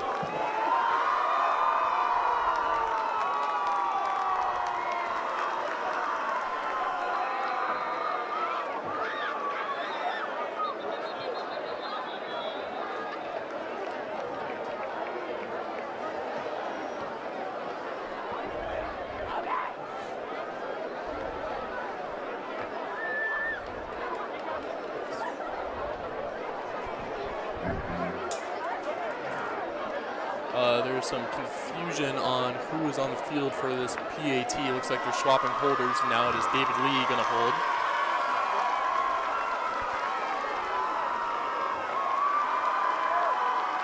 Dunham, once again, for the 5th time today, doing his PAT routine.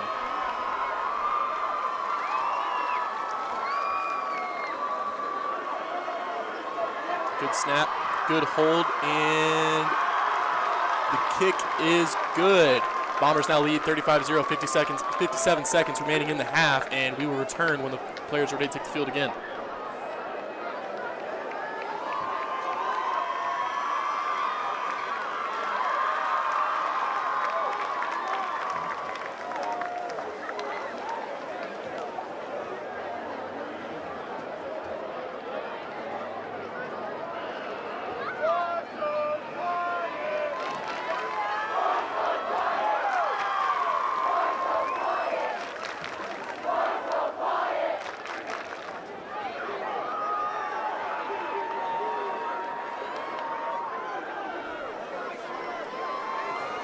All right, back from the timeout space between the touchdown, now the kickoff from Dunham.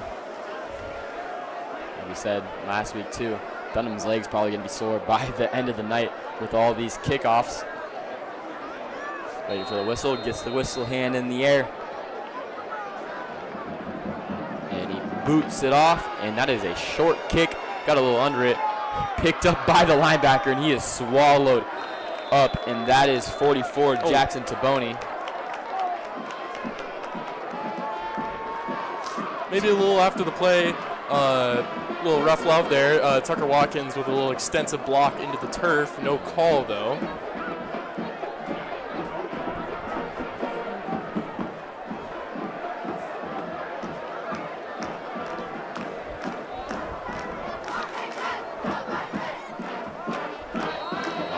Now, Hanford needs something. They need something. They need their mouse looking for a little bit of breadcrumbs here, trying to scavenge a little bit up, try to get their way to the cheese. And they need just a little bit of offense, just a little bit of points to try to get on the board before half ends, or else it could go all downhill at the second half. Jensen in shotgun, he's going to run, and they run surprisingly. But he does get some good blocking ahead for about an 8-yard gain on first down. The clock is going to keep running, though, so I wouldn't be surprised to see a timeout Hanford, and that is exactly what we see, timeout Hanford. But, Michael, I'm just shocked that you got about 70 yards to go. You're down 35, less than a minute remaining, and you're going to run the ball? I mean, something has to be going on inside the Hanford locker room or something over there that they don't trust Jensen to throw the ball right now. I mean, I truly am wondering what is going on where they're completely crossing that off their playlist right now, where they just can't throw the ball in this situation. And we saw sparks of greatness from Jensen last week, who hit Jackson Nemi in the back right of an end zone, almost like what the kids like to call it, head-topping the defender, catching it over his head for a touchdown. And it was a great ball from Jensen. So you've seen the sparks of greatness. You've seen the great throws. He has the electricity, but right now this Richland defense has completely just blow out the candle of an arm that he has and has prevented him to about nothing. So, and like I said, running the clock is just only going to make it run any longer compared to throwing it. You're either going to make a play and get a couple more yards than a run, or drop it and the clock's going to stop. So we'll see here, are they just going to run it and try to get it to halftime, or we're going to see a big play take a shot, which I don't see why you would not. You see that near side of the football field completely vacant by the Falcons. You see the DB over there, Hayden Galloway, vacate. Put him in motion, so now it's going to be a one-on-one with Galloway. He's already going to have momentum. He dusts the cornerback and the safety, and Jensen just doesn't see it. What a grab, Jackson Nemi at the 44, trying to get the hurry up. There's no referee around him. He can't give the ball to anybody, so he just tosses on the ground because the referee has to touch the ball and spot it before you can hurry up. You can't just give it to your center and start it.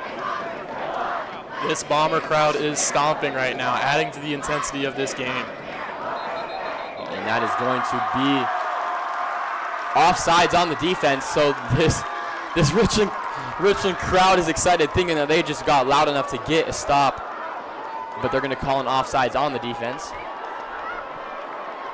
like we saw on that play, we saw Perks motion to the empty side. We did see Galloway cheat, and it did kind of end up hurting him. It's why almost always in a situation like this, 35-0, it's not the best cheat, just because Perks had a full head of steam while Hayden was backpedaling, and he was completely wide open on the back end of the field, but Jensen just couldn't get the ball to him.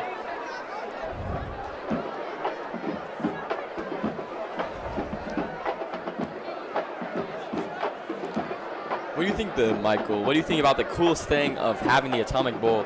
Both teams playing on Richland's turf, but they're about 5 minutes away from each other's school time. What do you think the coolest thing is about having this kind of atmosphere at one of these games? Definitely the best thing is all the stuff leading up to it. You see your buddies. If you play other sports, you're at practices like, we're going to beat you. Oh, you guys aren't ready for this weekend. With being so close, a lot of back and forth banter goes back and forth. So.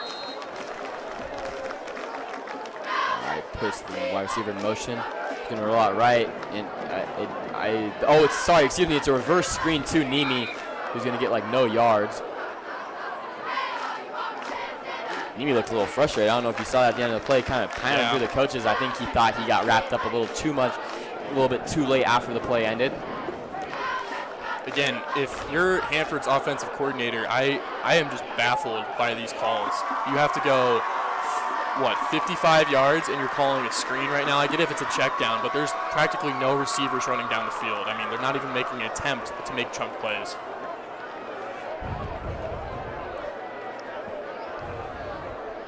I mean, you're down 35-0.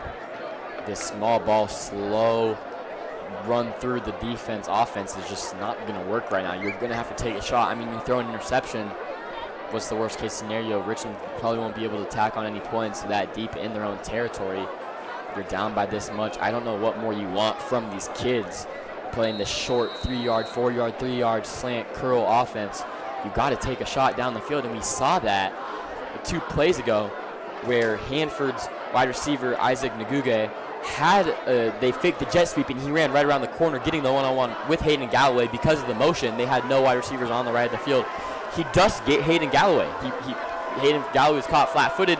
They could have had a touchdown, and instead he goes short to Jackson Nemi. So it's just those miscommunications there. Yeah, I couldn't have said any better. Hit the nail right on the head. Whitecomb comes right around the corner. He's hit as he throws and is completely underthrown. Now it's going to be 3rd and 10 for Hanford. Nothing is going good for this offense. Yeah, as we see Jensen after the play, just trying to communicate with his wide receiver in desperation he must have thought Nguge was running a curl, because that's where the ball was thrown. Yeah. And Nguge didn't even turn his head around, just straight kept running to the end zone. Yeah, no, I agree with you. Either there's the miscommunication on offense, but also he was hit right off the edge by Caden Whitecomb, who wasn't even touched by an offensive lineman. So either there's miscommunication on the wide receiver quarterback, or he just felt the pressure and just couldn't right off the back foot, no power, and just underthrew it. So Jensen flustered this drive by this defensive line. You can hear the crowd, the student section on their feet getting loud for this 3rd and 10. And they're going to run it. Catch the Richland defense off guard. And Silent just crushes him, lowers the shoulder, but shaking his head because it doesn't matter. 15-yard run by Hanford, big play. We talked about taking a shot. Smart play by the Hanford defense. Richland running a cover 2 zone, not expecting the run. All their DBs and safeties were high, so you just give it the handoff, hoping he can get around the edge and get a couple extra yards, and that's exactly what happens, and gets out of bounds. So best case scenario there for Hanford. Now on Richland's 40, 13 seconds remaining. This is where you're going to have to take a shot. You're not in field range, not enough time remaining. This is where you're going to have to take a shot. It's perfect. Obviously, Jensen didn't have the arm power to make a 60-yard throw from the 40, but now you get an extra 20, 30 yards on top of it. You could take a shot for the end zone. 100%. They're looking at the end zone here, or they're looking at the sidelines. A play in the middle of the field, even if it's a completion, it's going to go to halftime. You have to attack the end zone or the sidelines.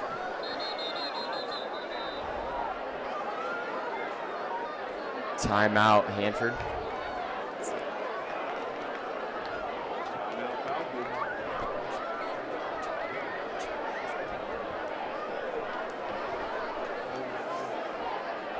Now we'll go to timeout break for just a couple seconds until both teams step back out on the field with 1:13 remaining in the second.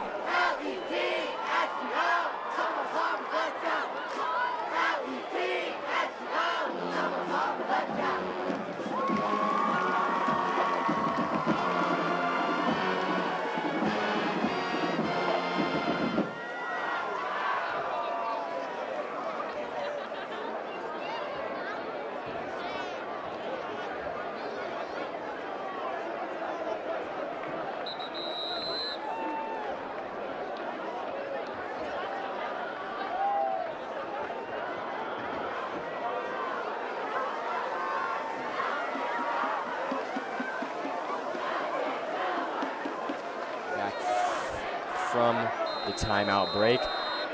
And whistle blows. Jensen can snap whenever. He's going to roll out. It's a trick play. They've got Nemi wide open through the middle of the field. Left-handed throw. Caught Jackson Nemi down at the 30. Beautiful looking play. And there is a penalty flag at the 50. Hanford is about to get some great field position.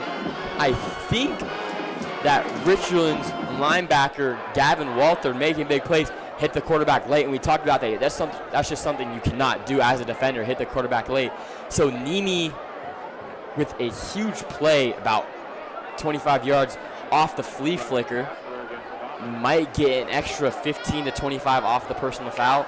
The ref's still yet to make a call, and they are walking up the field. So that will look like it's going to be a personal foul on Richland, giving Hanford better field position. This is something they just need to do all game long. But, you know, like we said, they needed that spark, and actually, you know, he hit the quarterback late. It really wasn't the quarterback. It was the wide receiver, Ace Burks. I completely forgot he's left-handed when he throws a football. Throws a baseball right-handed, throws a football left-handed. Can't ask for anything weirder. Yeah, that is crazy. But, you know, like you said, you know, that's a crazy play. Richland's not going to expect that. 6 seconds left. You know, who calls a flea flicker? So there's almost every coaching playbook has that emergency button that you click hoping something good happens. That might be their emergency button trying to make a spark happen. Jensen rolls out right, pressured by Richland, breaks a tackle, throws one back in the end zone. Oh my goodness, incomplete. I just thought I saw a beautiful, beautiful catch by Hanford. Number 14, Nuku, almost just pulled in an unbelievable grab, but instead that is going to be the halftime signal. Richland on their way back. Wow, that would have been a flat highlight reel catch. An absolutely amazing job by Cade Jensen as well, extending the play, running pretty much the entire width of the field to get over to the right side. And, you know, sea of hands right there, just throwing it up and hoping someone on your team pulls it in. Unfortunately, falls for an incompletion.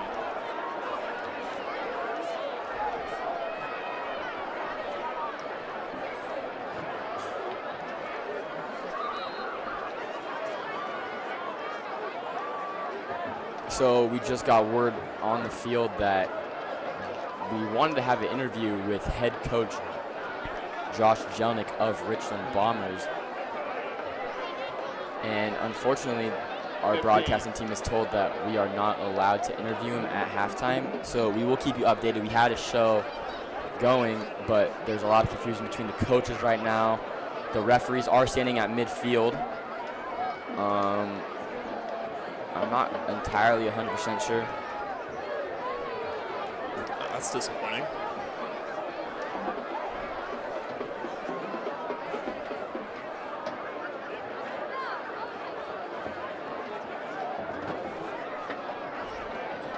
All right, we apologize for the miscommunication. We were just told, like we said, that we are not allowed to have the halftime interview, which we were looking forward to. So now we're just going to transition into the halftime timeout. So the Richland Bombers are leading 35-0 against the Hanford Falcons in the 20th anniversary of the Atomic Bowl. We will be right back with you in 15 minutes for the halftime kickoff.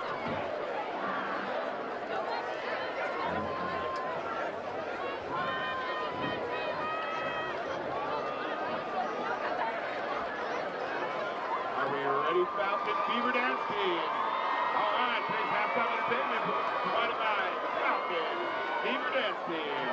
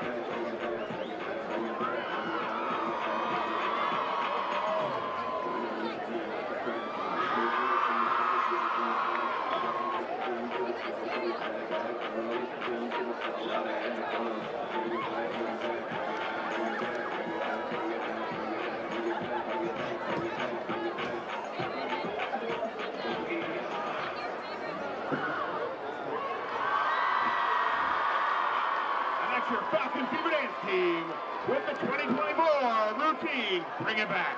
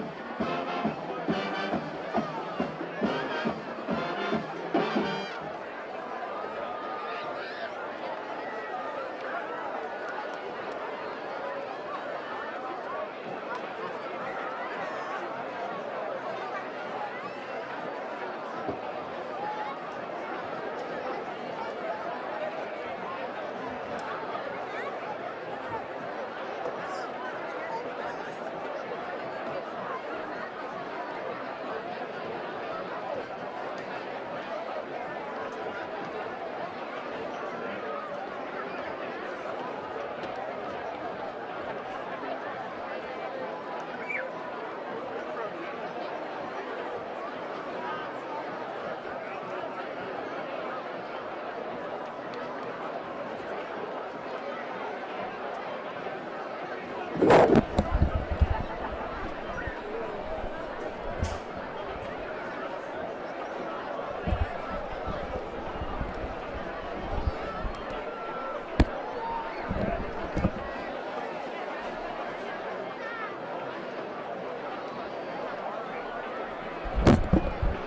right, guys, sorry for the late interruption, but we will actually have a sideline reporter, Addie Hubbard, with 2 minutes left of halftime to give us some info from a coach on how the second half will play out. So make sure to tune in with 2 minutes remaining left of halftime.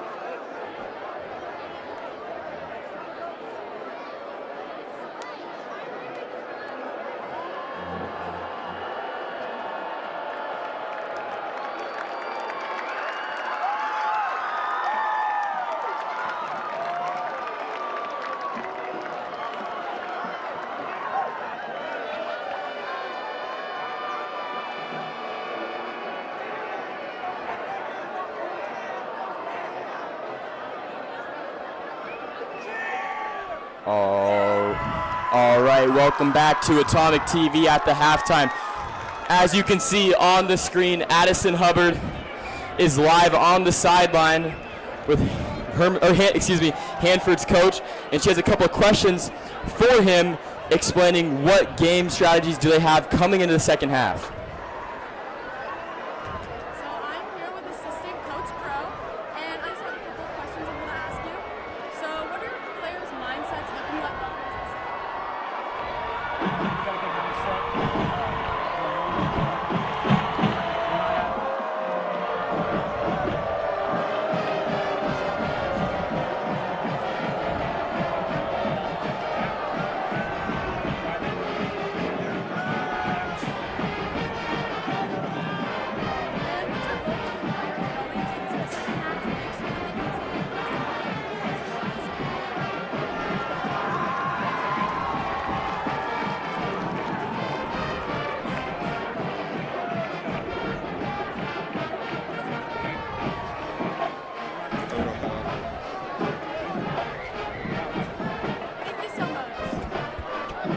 All right, thank you so much, Addison, for the sideline review. That was great. So all the audience there at home can see how Hanford is going to change their game strategy and game plan going into the second half, hoping to make a 35-0 comeback.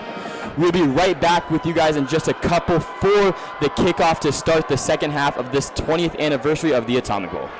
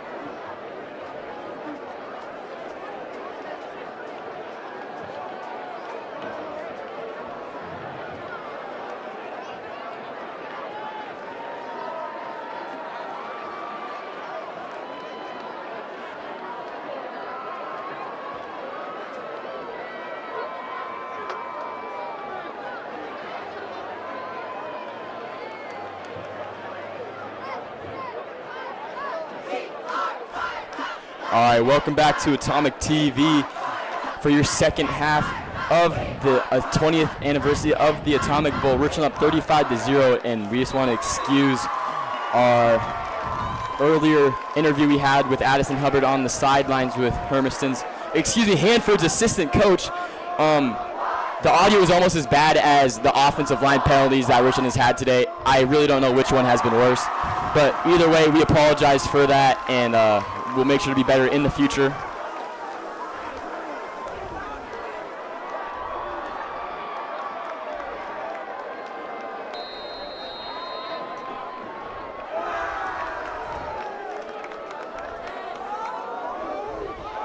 And onside kick by Richland. Did they recover it?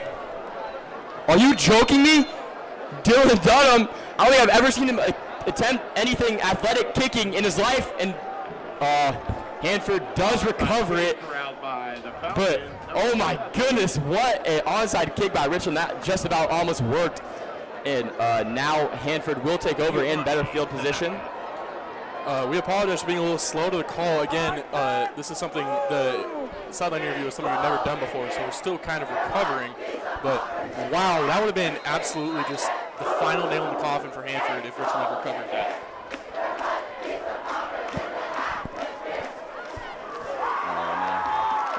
Jensen under center.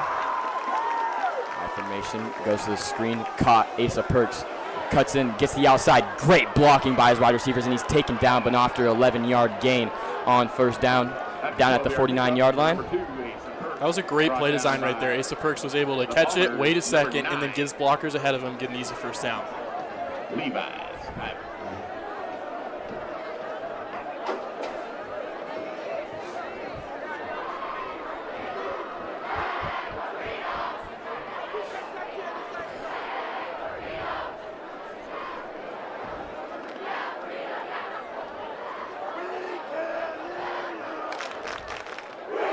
All right, Troy Jensen in shotgun.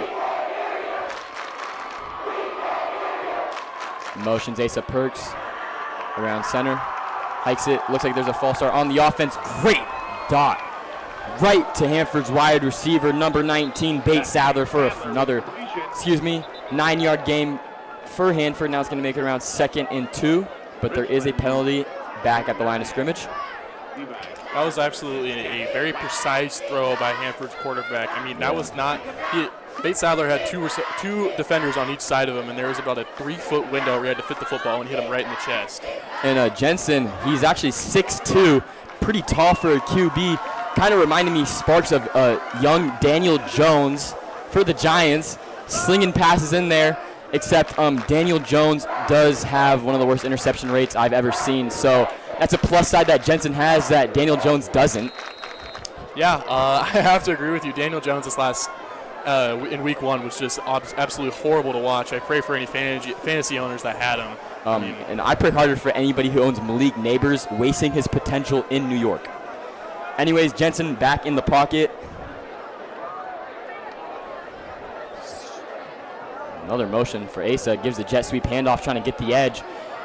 Gets through a couple tackles, and that's going to get for another about 6-yard gain. It was 1st and 15, but now it's about to be 2nd and 9 for Hanford. That definitely seems to be Hanford's one of their biggest game changers in this half, at least so far, is getting Asa Perks with a full head of steam. We've seen that on back-to-back plays now where he's been in motion and then he started to turn upfield before the ball is snapped and get a better jump than anyone else in the field.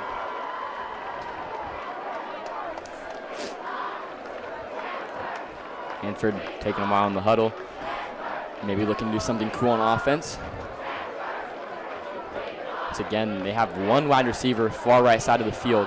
Makes it kind of easy for this Richland defense to get pressure while still allowing nothing on the passing game. And that's a great read by Hayden Galloway.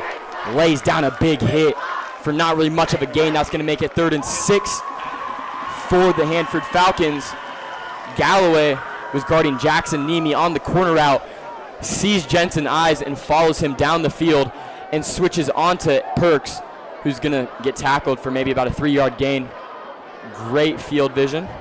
Yeah, that was a little bit of a gamble, but it definitely paid off. That could have been a huge chunk play for Hanford, but Galloway, knowing that he has the blanket safety of Smoot, who already has an interception in this game, covering the deep end of the field, he just switches off his wide receiver and makes a great tackle. Jensen under center on a 3rd down. I wouldn't be surprised to see them run this. They have a Matt Canada style kind of offense. Actually, they do decide to run it. Throws a slant route, beautiful pass down to the middle of the field. Naguge for about a 15-yard play, 1st down Hanford. And Naguge is a little slow to get up. He seems to be shaken up after the play. Still on his knee. You know, we keep making these NFL comparisons, but I'm going to shout out alumni. Hayden Galloway showing sparks of John Corbin on defense there. Quick, elusive, making those open field tackles.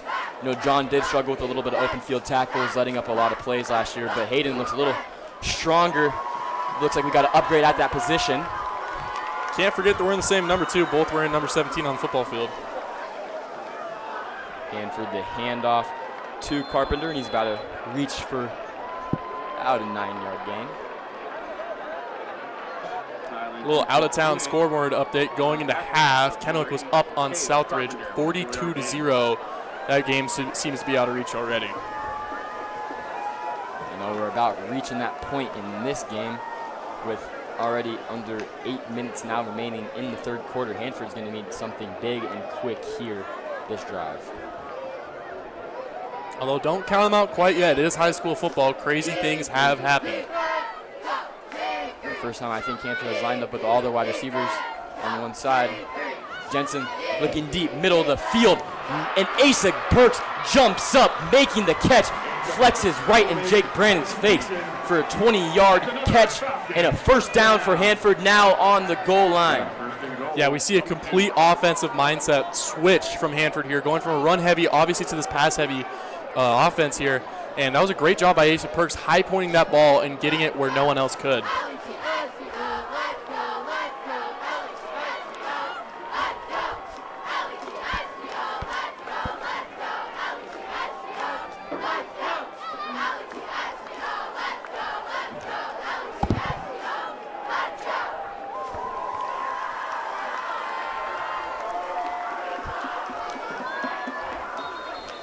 Play is called dead. I don't know if it's a penalty or just a timeout.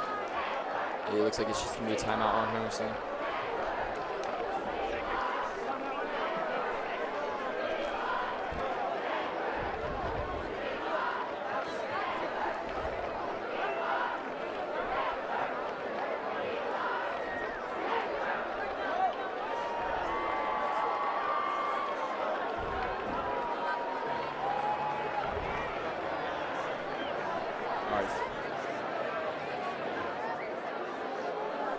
Speaking of alumni, if you were to compare one player on this Richland offense to a player on the Richland offense last season, who would you give that as? Well, I mean, if we're going off looks, I'd have to compare Jackson Jones to John Simons. They look pretty similar, I can't lie. I couldn't agree with you anymore, just like how Asa Perks somehow looks a lot like Eli Perks. Not sure if the relation is there, but Asa Perks is on one-on-one coverage with his best friend Hayden Galloway down here on the near side of the screen. I wonder just for the heck of it if the Falcons will throw the ball that way.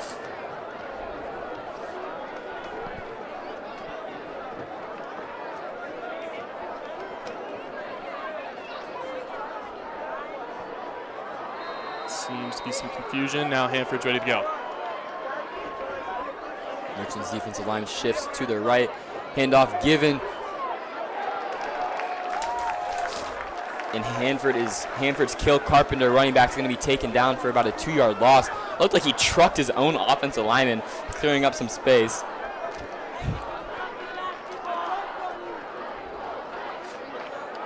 We've got another cell phone lost in the main game. Your cell phone is a picture of your brown little puppy. Your cell phone at the main gate.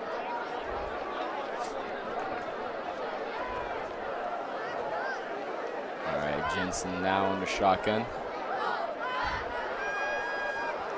Looking to punch in their first points of the game. Hanford on Richland's 8-yard line. Rolls out right, looking for Nimi. Oh my goodness, what a beautiful play. Jake Brannon at safety dives across the field, sticks his left hand out, and just off the tips of his fingers, forces an incompletion on the goal line, saving a touchdown away from Hanford. Yeah, that was absolutely an amazing play made by Jake Brandon. Really showing off his athleticism there, making a leap and a dive to make that stop.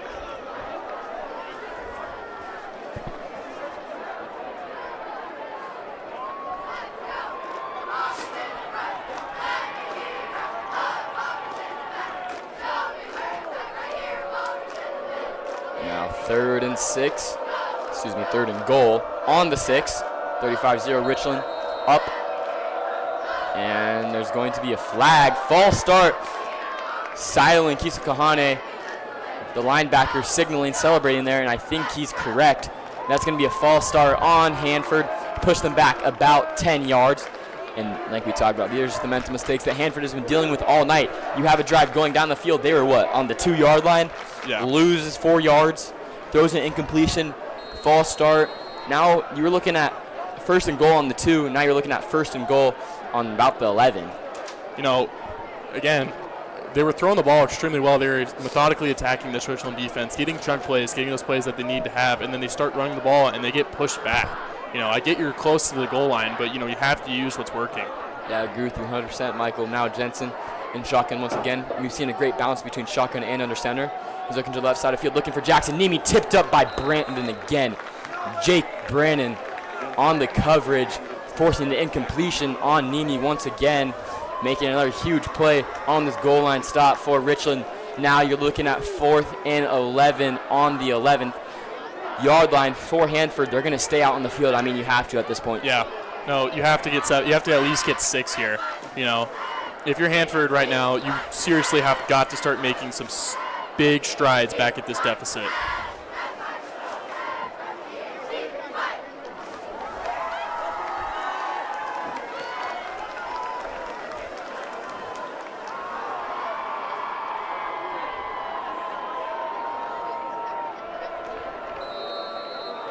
And there's another flag. Oh my goodness.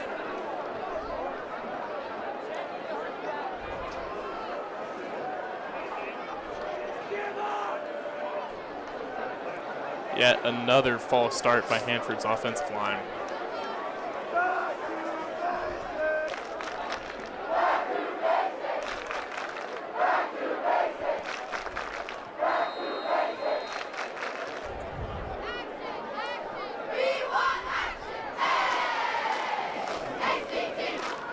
And Hanford here, they must compartmentalize on offense, get a guy isolated in the end zone all alone, trying to get a touchdown on 4th down here.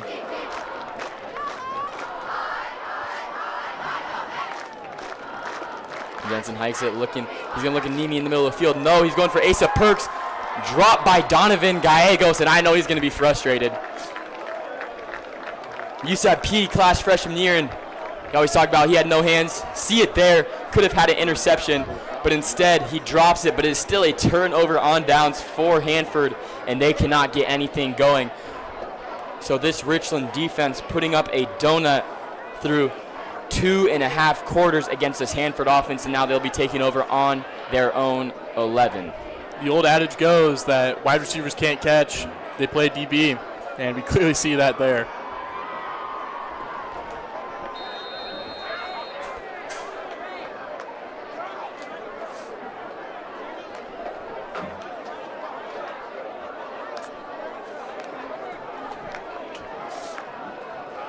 Woodard handoff to Brandon. He's going to be swallowed up by the line, and that's probably going to lose a yard for Richland. Now 2nd and 11. The clock is ticking still, so they're wasting time trying to just probably kill as much as they can possible. Just put this game in the coffin, not give Hanford enough time to make anything happen. Yeah, you have to be able to bleed the clock to a point where if Hanford does anything, it's going to be too little too late.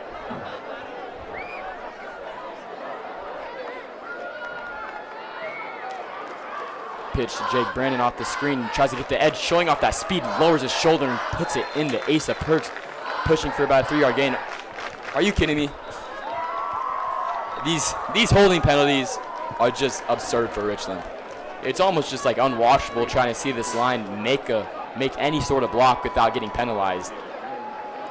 I mean, if you're unfamiliar, a lot of Washington Seahawks fans, 2022, the Seahawks almost set a record for the most holding penalties in a season. I mean, they're putting up those kind of numbers right now, and those aren't good numbers to want to put up. No, absolutely not. I mean, again, great first down, great run by Jake Brandon right there, and they're just bringing it back. I mean, you're pushing yourself further back than where you started.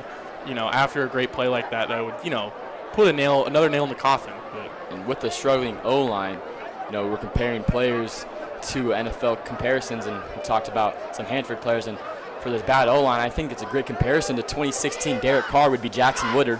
Horrible O-line, great wide receivers, almost won an MVP as well. I mean, he's showing flashes of young Derek Carr before he lost all of his hair. Yeah.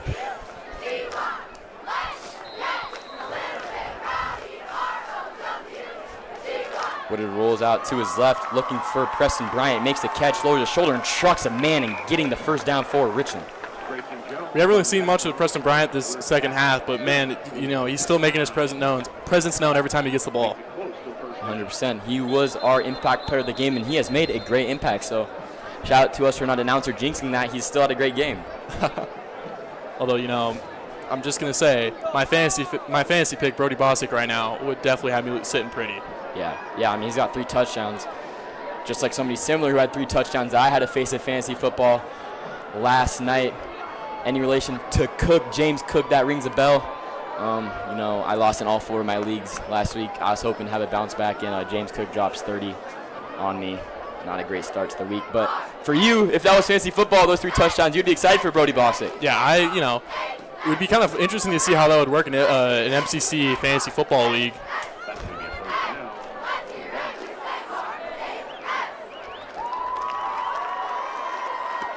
There's a timeout taken on the field, and we will return shortly.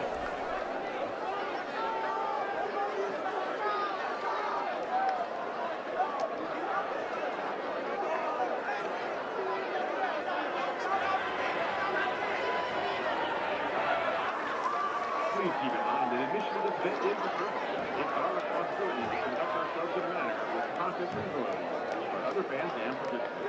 Hanford High School would like to remind you to be a sport on the field and in the stands. Remember, sportsmanship matters.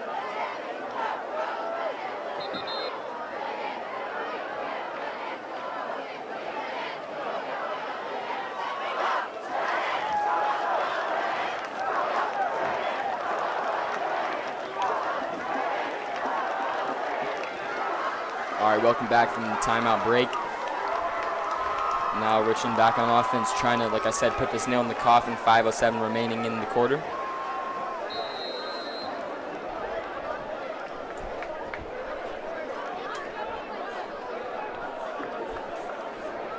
And a handoff, and he'll be tackled after about a 4-yard gain from Cannon Wycombe.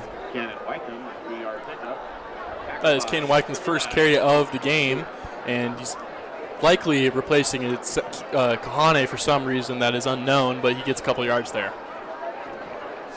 And yeah, Cannon Wycombe actually leading the MCC interceptions with 2. And last game, both of them kind of just, the quarterback got hit and they kind of just landed in his hands. He was looking kind of skibbity out on the field, and for the viewers that don't know, that's kind of confused or not know where you're going because the ball just landed right in his hands looking real skibbity. And the slant route is caught by, I can't see the number, by Colson Mackey, the reception of the game.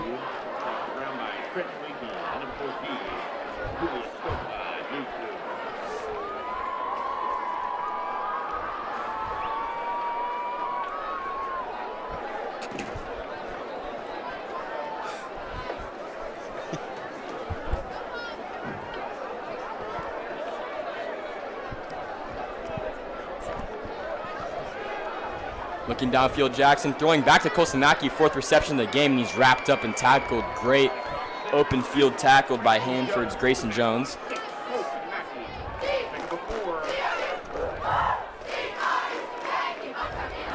I just wanted to give a quick shout out to Hanford's broadcast team, also helping us out so we can do a neutral broadcast. Also shout out to our very own Tate Meyer,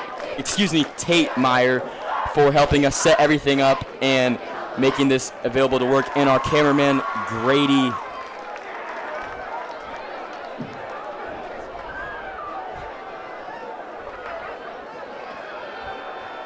Jackson looking for the curlback route too. Bosick, he's going to receive it, break a couple tackles. He breaks upfield. Are you kidding me? How did he stay in bounds? Galloway puts his hand in there, blocking off Brody Bosick, your fantasy choice. 4 touchdowns on the game. Oh my goodness. I don't know how he stayed in bounds. Tightrope Simone Biles kind of act on the sideline. Give him the gold, Sonny Lee. Wow. I don't think I've ever seen a high school football player have that much awareness of the sideline and be able to tiptoe around like that. Oh my goodness, man. What would he be at, like 40 points now? 50? I mean, we're talking like all-time numbers here. Yeah, for sure.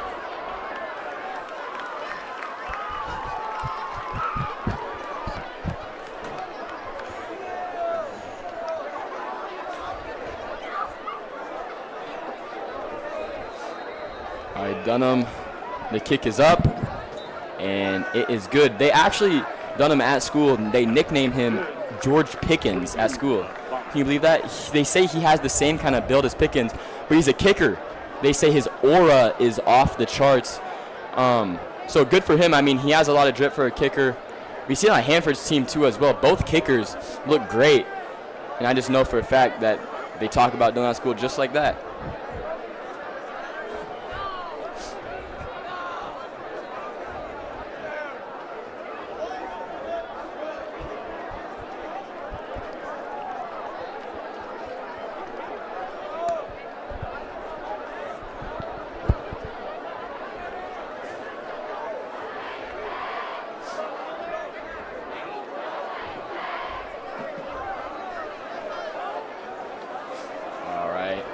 Richland back out kicking team, up 42-0 on the Hanford Falcons.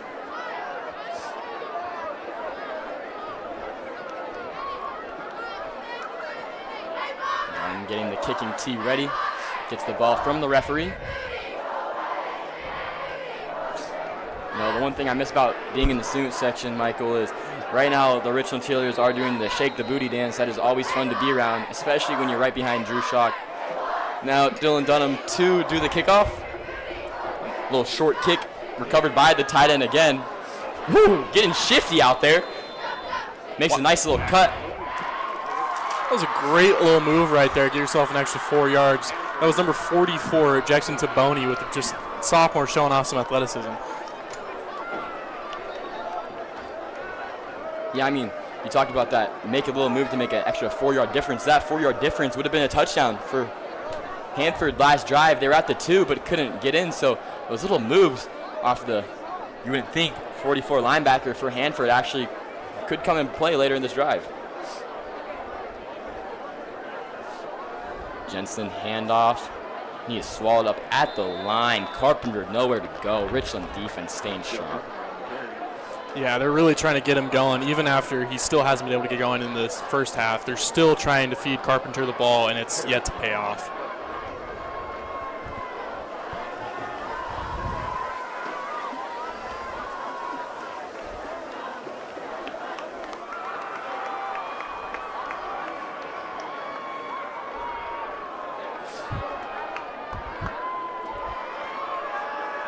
Jensen in his shotgun.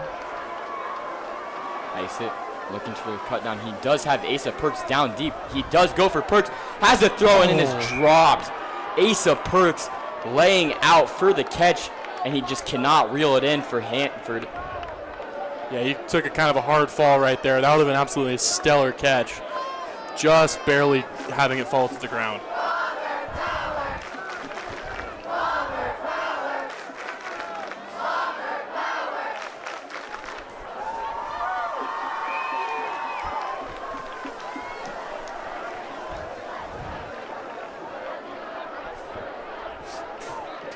All right, if you were to choose any position in football, like what position you choose and why? I mean, if I'm being honest, I don't know. I just feel like off my build, I could be a DN. You know, I just feel like I have Jensen the right. throws the screen. Sorry. Oh my goodness! To Carpenter. Carpenter gets a block, breaks a tackle, makes a move, and is down at the 29-yard line. Great play by Cale Carpenter and a great dump off by Jensen on the screen.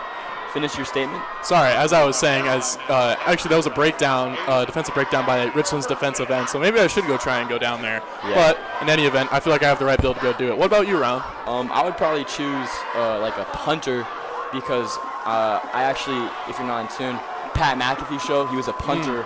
I think punters have like a lot of personality, so I think if I became a punter, I could probably start like a cool little podcast. But like that's just me. All right, now Jensen to the running back, and he loses off this brim of his helmet, and it is going to be recovered by Richland.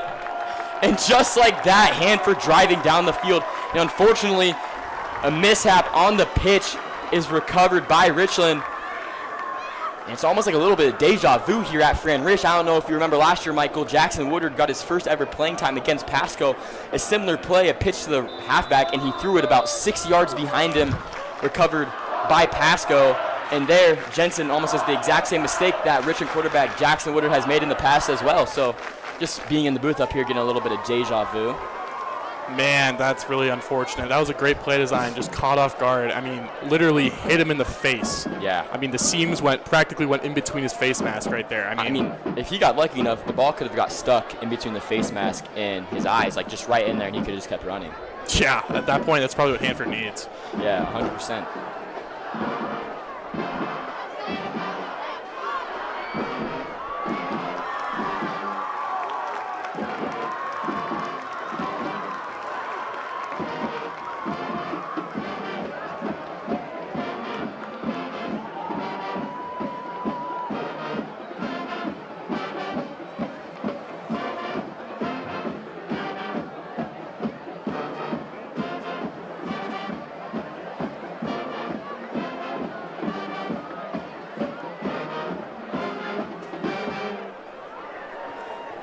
Now we're back to you. Sorry for the little timeout at the start of the fourth quarter here. Richland up 42-0, getting the ball back after the miscommunication from the Hanford offense. Jensen, the pitch to Cale Carpenter, who just was not quite ready for it yet, and he loses it off the frame of his helmet, recovered by Richland. So now their offense will come right back on the field. Cannon Wycombe is in for Jake Brandon at running back now.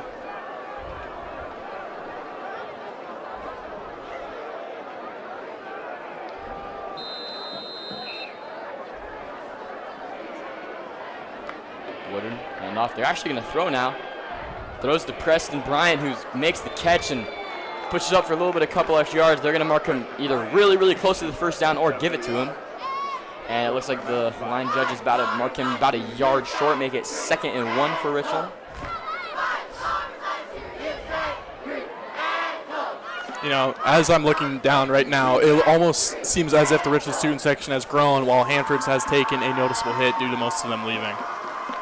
Yeah, and it's hard to see on the camera here, but they had a sign talking about it is their town, and now you can see in the top right corner, the top part of it is ripped down, fallen off, and that gives you an example of how the offense and defense has been all game long. The game started, the sign, the poster was almost hung up perfectly, and now it's almost halfway fallen down, kind of just like how Hanford's team has been. And Preston Bryant with the screen breaks a couple of tackles, gets upfield, and pushes yards after catch, and he's about to get a 35-yard gain on a screenplay. Richland still passing the ball, showing no signs of mercy against this Hanford defense right now. You know, it's a rivalry game. You can't ask the other team to slow down because they're gonna try and up the total score in this all-time matchup. And if this was the other side around, Hanford would probably be showing no mercy to Richland as well. Hanford still having their starters in. Woodard throws middle of the field, and it is caught, almost intercepted by the safety number 19, Bates Sadler. Almost making a big play for Hanford.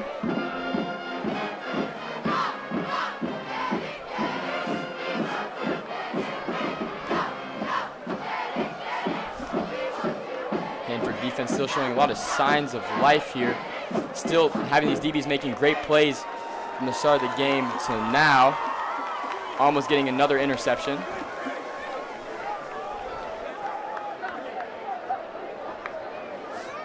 Woodard the pitch to Brandon. Brandon cuts upfield, jukes out a tackle, gets to the sideline. Good little move by Brandon. Gets another move on a defender, breaks a tackle. Touchdown, Jake Brandon. That was beautiful. 2 awesome juke moves on the Hanford defenders for another Richland touchdown.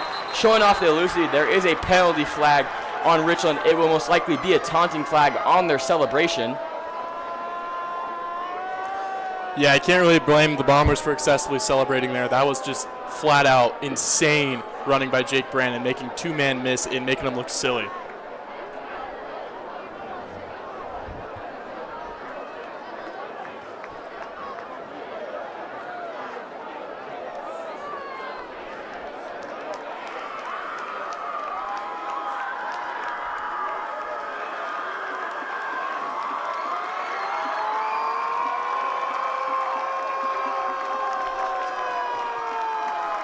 We do apologize for the on-screen scoreboard for not displaying fourth quarter. The scoreboard here at Fran Rish is not updated, and it is directly linked, and that is the reason why.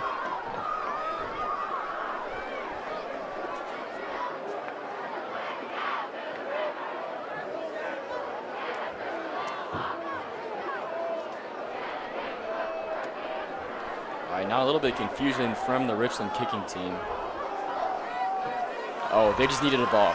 Makes sense. I mean, can't kick an extra point to save, or couldn't kick an extra point without a football.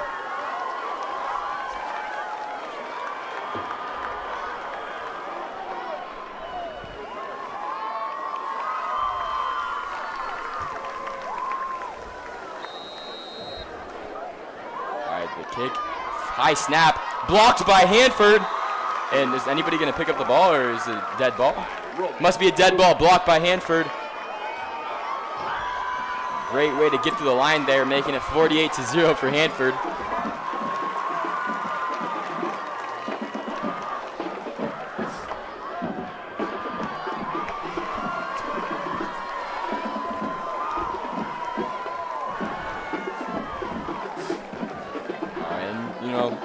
Want to give another shout out to another Richland kid down in the student section right now who helped out without the broadcast, Ben Forbes, asking questions, interviewing some players for us.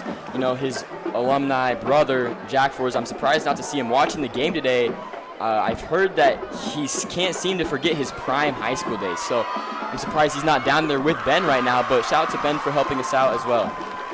Yeah, Jack Forbes was absolutely a huge piece of that state championship run Bomber basketball team last season. You know, he was one of their starting forwards, and he was just easily the most electric player on the court. With those being a vertical threat and being a mid-range threat. Yeah.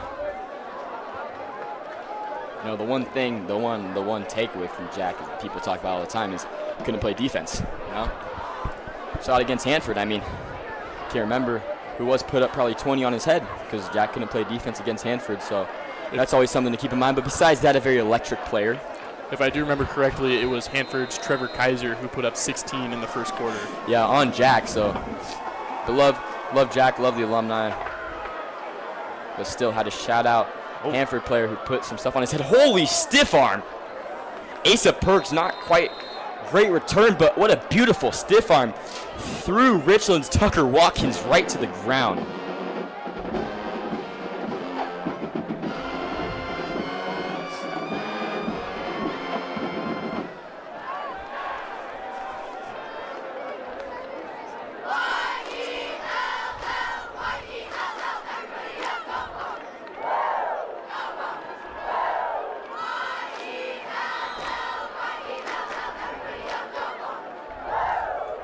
Now Jensen in the shotgun, no running back behind him. Down 48-0 with 8 minutes remaining. Gives the screen to Perks, and that ball is going to be dropped. Incomplete for Hanford. Now it'll be 2nd and 10.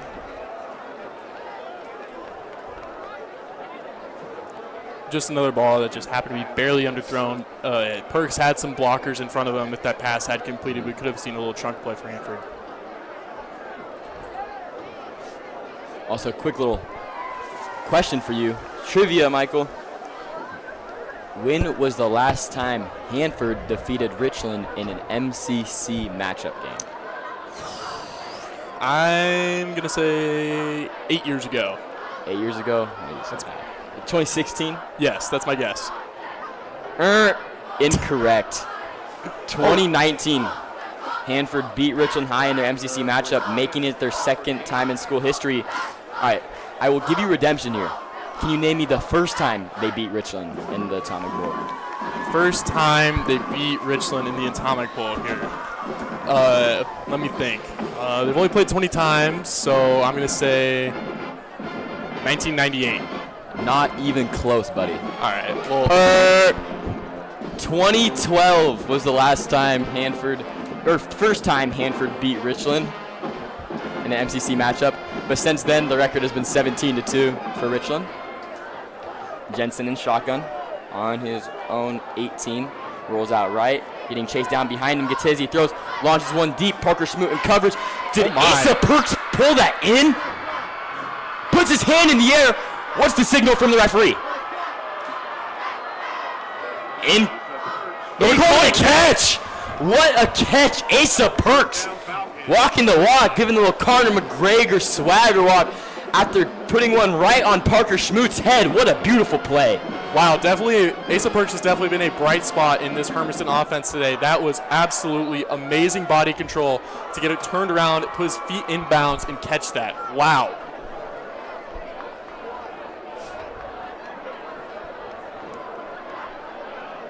Now Jensen, after put that right in the hands of, we give the props to Perks, put that right in the bucket. Great throw. Jensen, a very confusing toss, bobbling at the line. This could be a Richland ball, I'm not sure. And it is still Hanford, but we are just having so much confusion between Cale Carpenter and Troy Jensen on that little halfback quick pitch. It's almost like Carpenter's just not ready for the ball every time, almost causing another turnover there, but luckily he's able to reel it in, just a loss of 2 for Hanford. You know, again, we've said it countless times that we are still dumbfounded on why Hanford has not gone back to that aerial assault that is proven to be their biggest asset in offense, and they keep trying to go for these little short gains. So hopefully we can see Hanford try and stretch the field here and make a big play. All right, Jensen throwing another screen to Perks. Perks cuts in, showing off that elusive. Good tackle down there by Richland. That's about 5-yard gain, going to make it around 3rd and 8 for Hanford.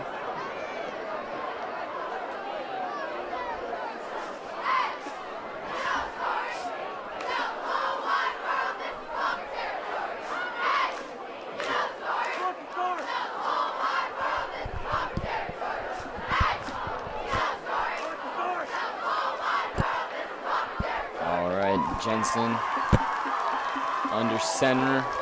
His running back, Cale Carpenter, right behind him in the I formation, 2 wide receivers wide. He's got 7 on the line, trying to stop this deep Richland pressure. Hits the slant route for Perks, and it is overthrown, almost hauled in one-handed. But if he took that up a little bit higher, that could have been intercepted for his 3rd one of the season, Parker Schmoot. It's going to be 4th and 8 now on Richland's own 41. You know, even if it wasn't this late in the game, the score wasn't what it was. This is like we saw earlier, no man's land, where in high school football, it's almost guaranteed they're going to go for it here. And, you know, with the score being 48-0 and you really only have 4 minutes, 22 seconds left, you've got to throw the ball.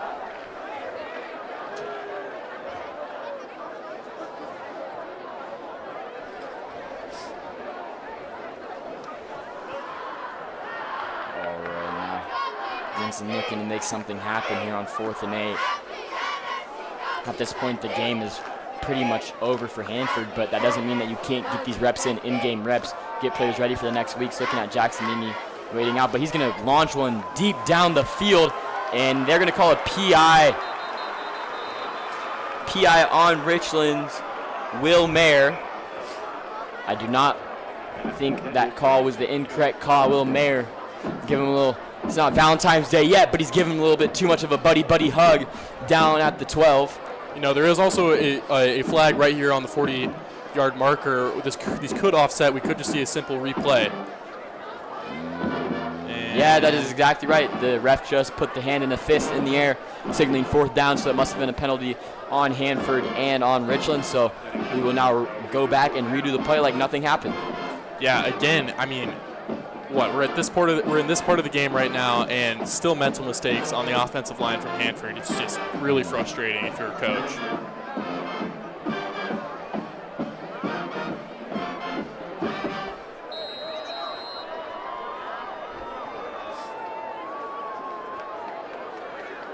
Hanford, I think they just put in a new QB. Yeah, Hanford throwing in new QB. Oh wait, I'm sorry. Out of my mind saying that. Sorry, Troy Jensen still is in. Jensen shotgun, looking right, rolling right. He has his tight end 19 middle of the field. He gets hit as he throws, and that ball is it's incomplete on the coverage. Parker Schmoot, Hayden Galloway, and Gavin Green on the stop. So now Hanford turns the ball over once again. Richland up 48-0 with 3 minutes, 17 seconds remaining in the 4th. Hayden with his hands on his head right there. He would have absolutely loved that interception for his stat sheet.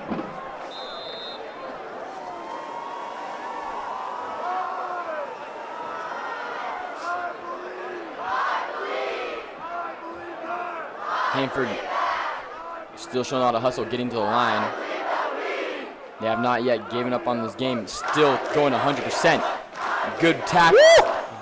Getting shifty down there is Richland running back Zeke Rodriguez. Hanford with great tackle, getting to the line quickly. Richland now hurrying to the line with David Lee at quarterback, trying to get some extra reps for these backups.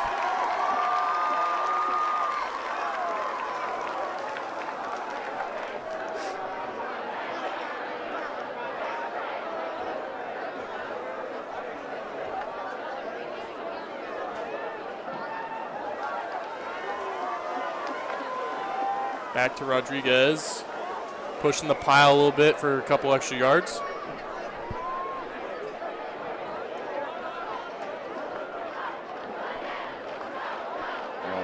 Now, Hanford's defense showing some good stops. I think a productive and great thing you've seen from the Hanford defense today is their D-line has looked great making stops, whether it's on the goal line or the run game.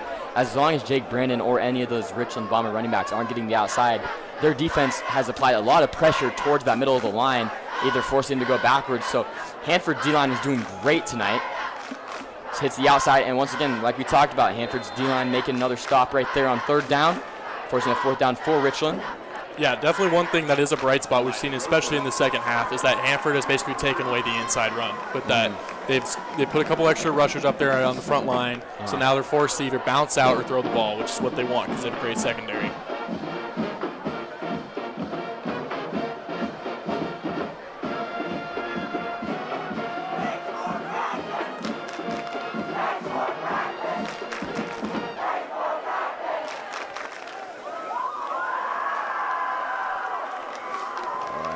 Now we have new quarterback for Richland, David Lee, coming in.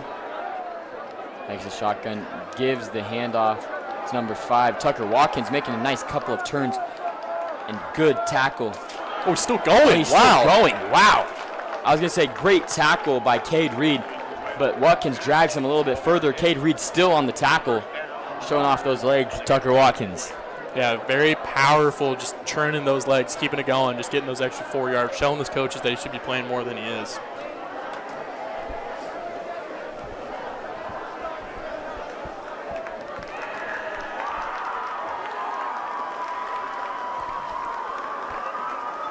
And I think they're just going to let the clock expire here.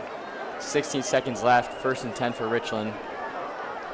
The game clock is ahead of the delay of game clock. So now I think they're just going to let the clock run out, and the buzzer will go off in about 3 seconds. And the Richland Bombers have just defeated the Hanford Falcons 48-0 in the 20th anniversary of the Atomic Bowl. It was a great game. We saw a lot of greatness from the Richland offense and saw a lot of greatness from that defense of Hanford. Both great things they should look forward to in the future against other MCC matchups. Both teams with lots of potential young players looking to make their mark on the MCC, looking for that MCC title this year. Yeah, definitely one thing that we've seen from this Bomber offense early on is that they're explosive, they'll score, and what bigger thing is that this defense has yet to let up a single point. I waited till the end of the game to say that so I didn't jinx it. The Richland Bombers have outscored their opponents 108-0 in their first 2 games. And the Hanford offense, unfortunately, struggled tonight, but that doesn't mean without a positive note as well. You see a lot of key plays, especially from players like Asa Perks and their quarterback Troy Jensen showing lots of sparks as well. Same with Jackson Nemi making great plays on offense.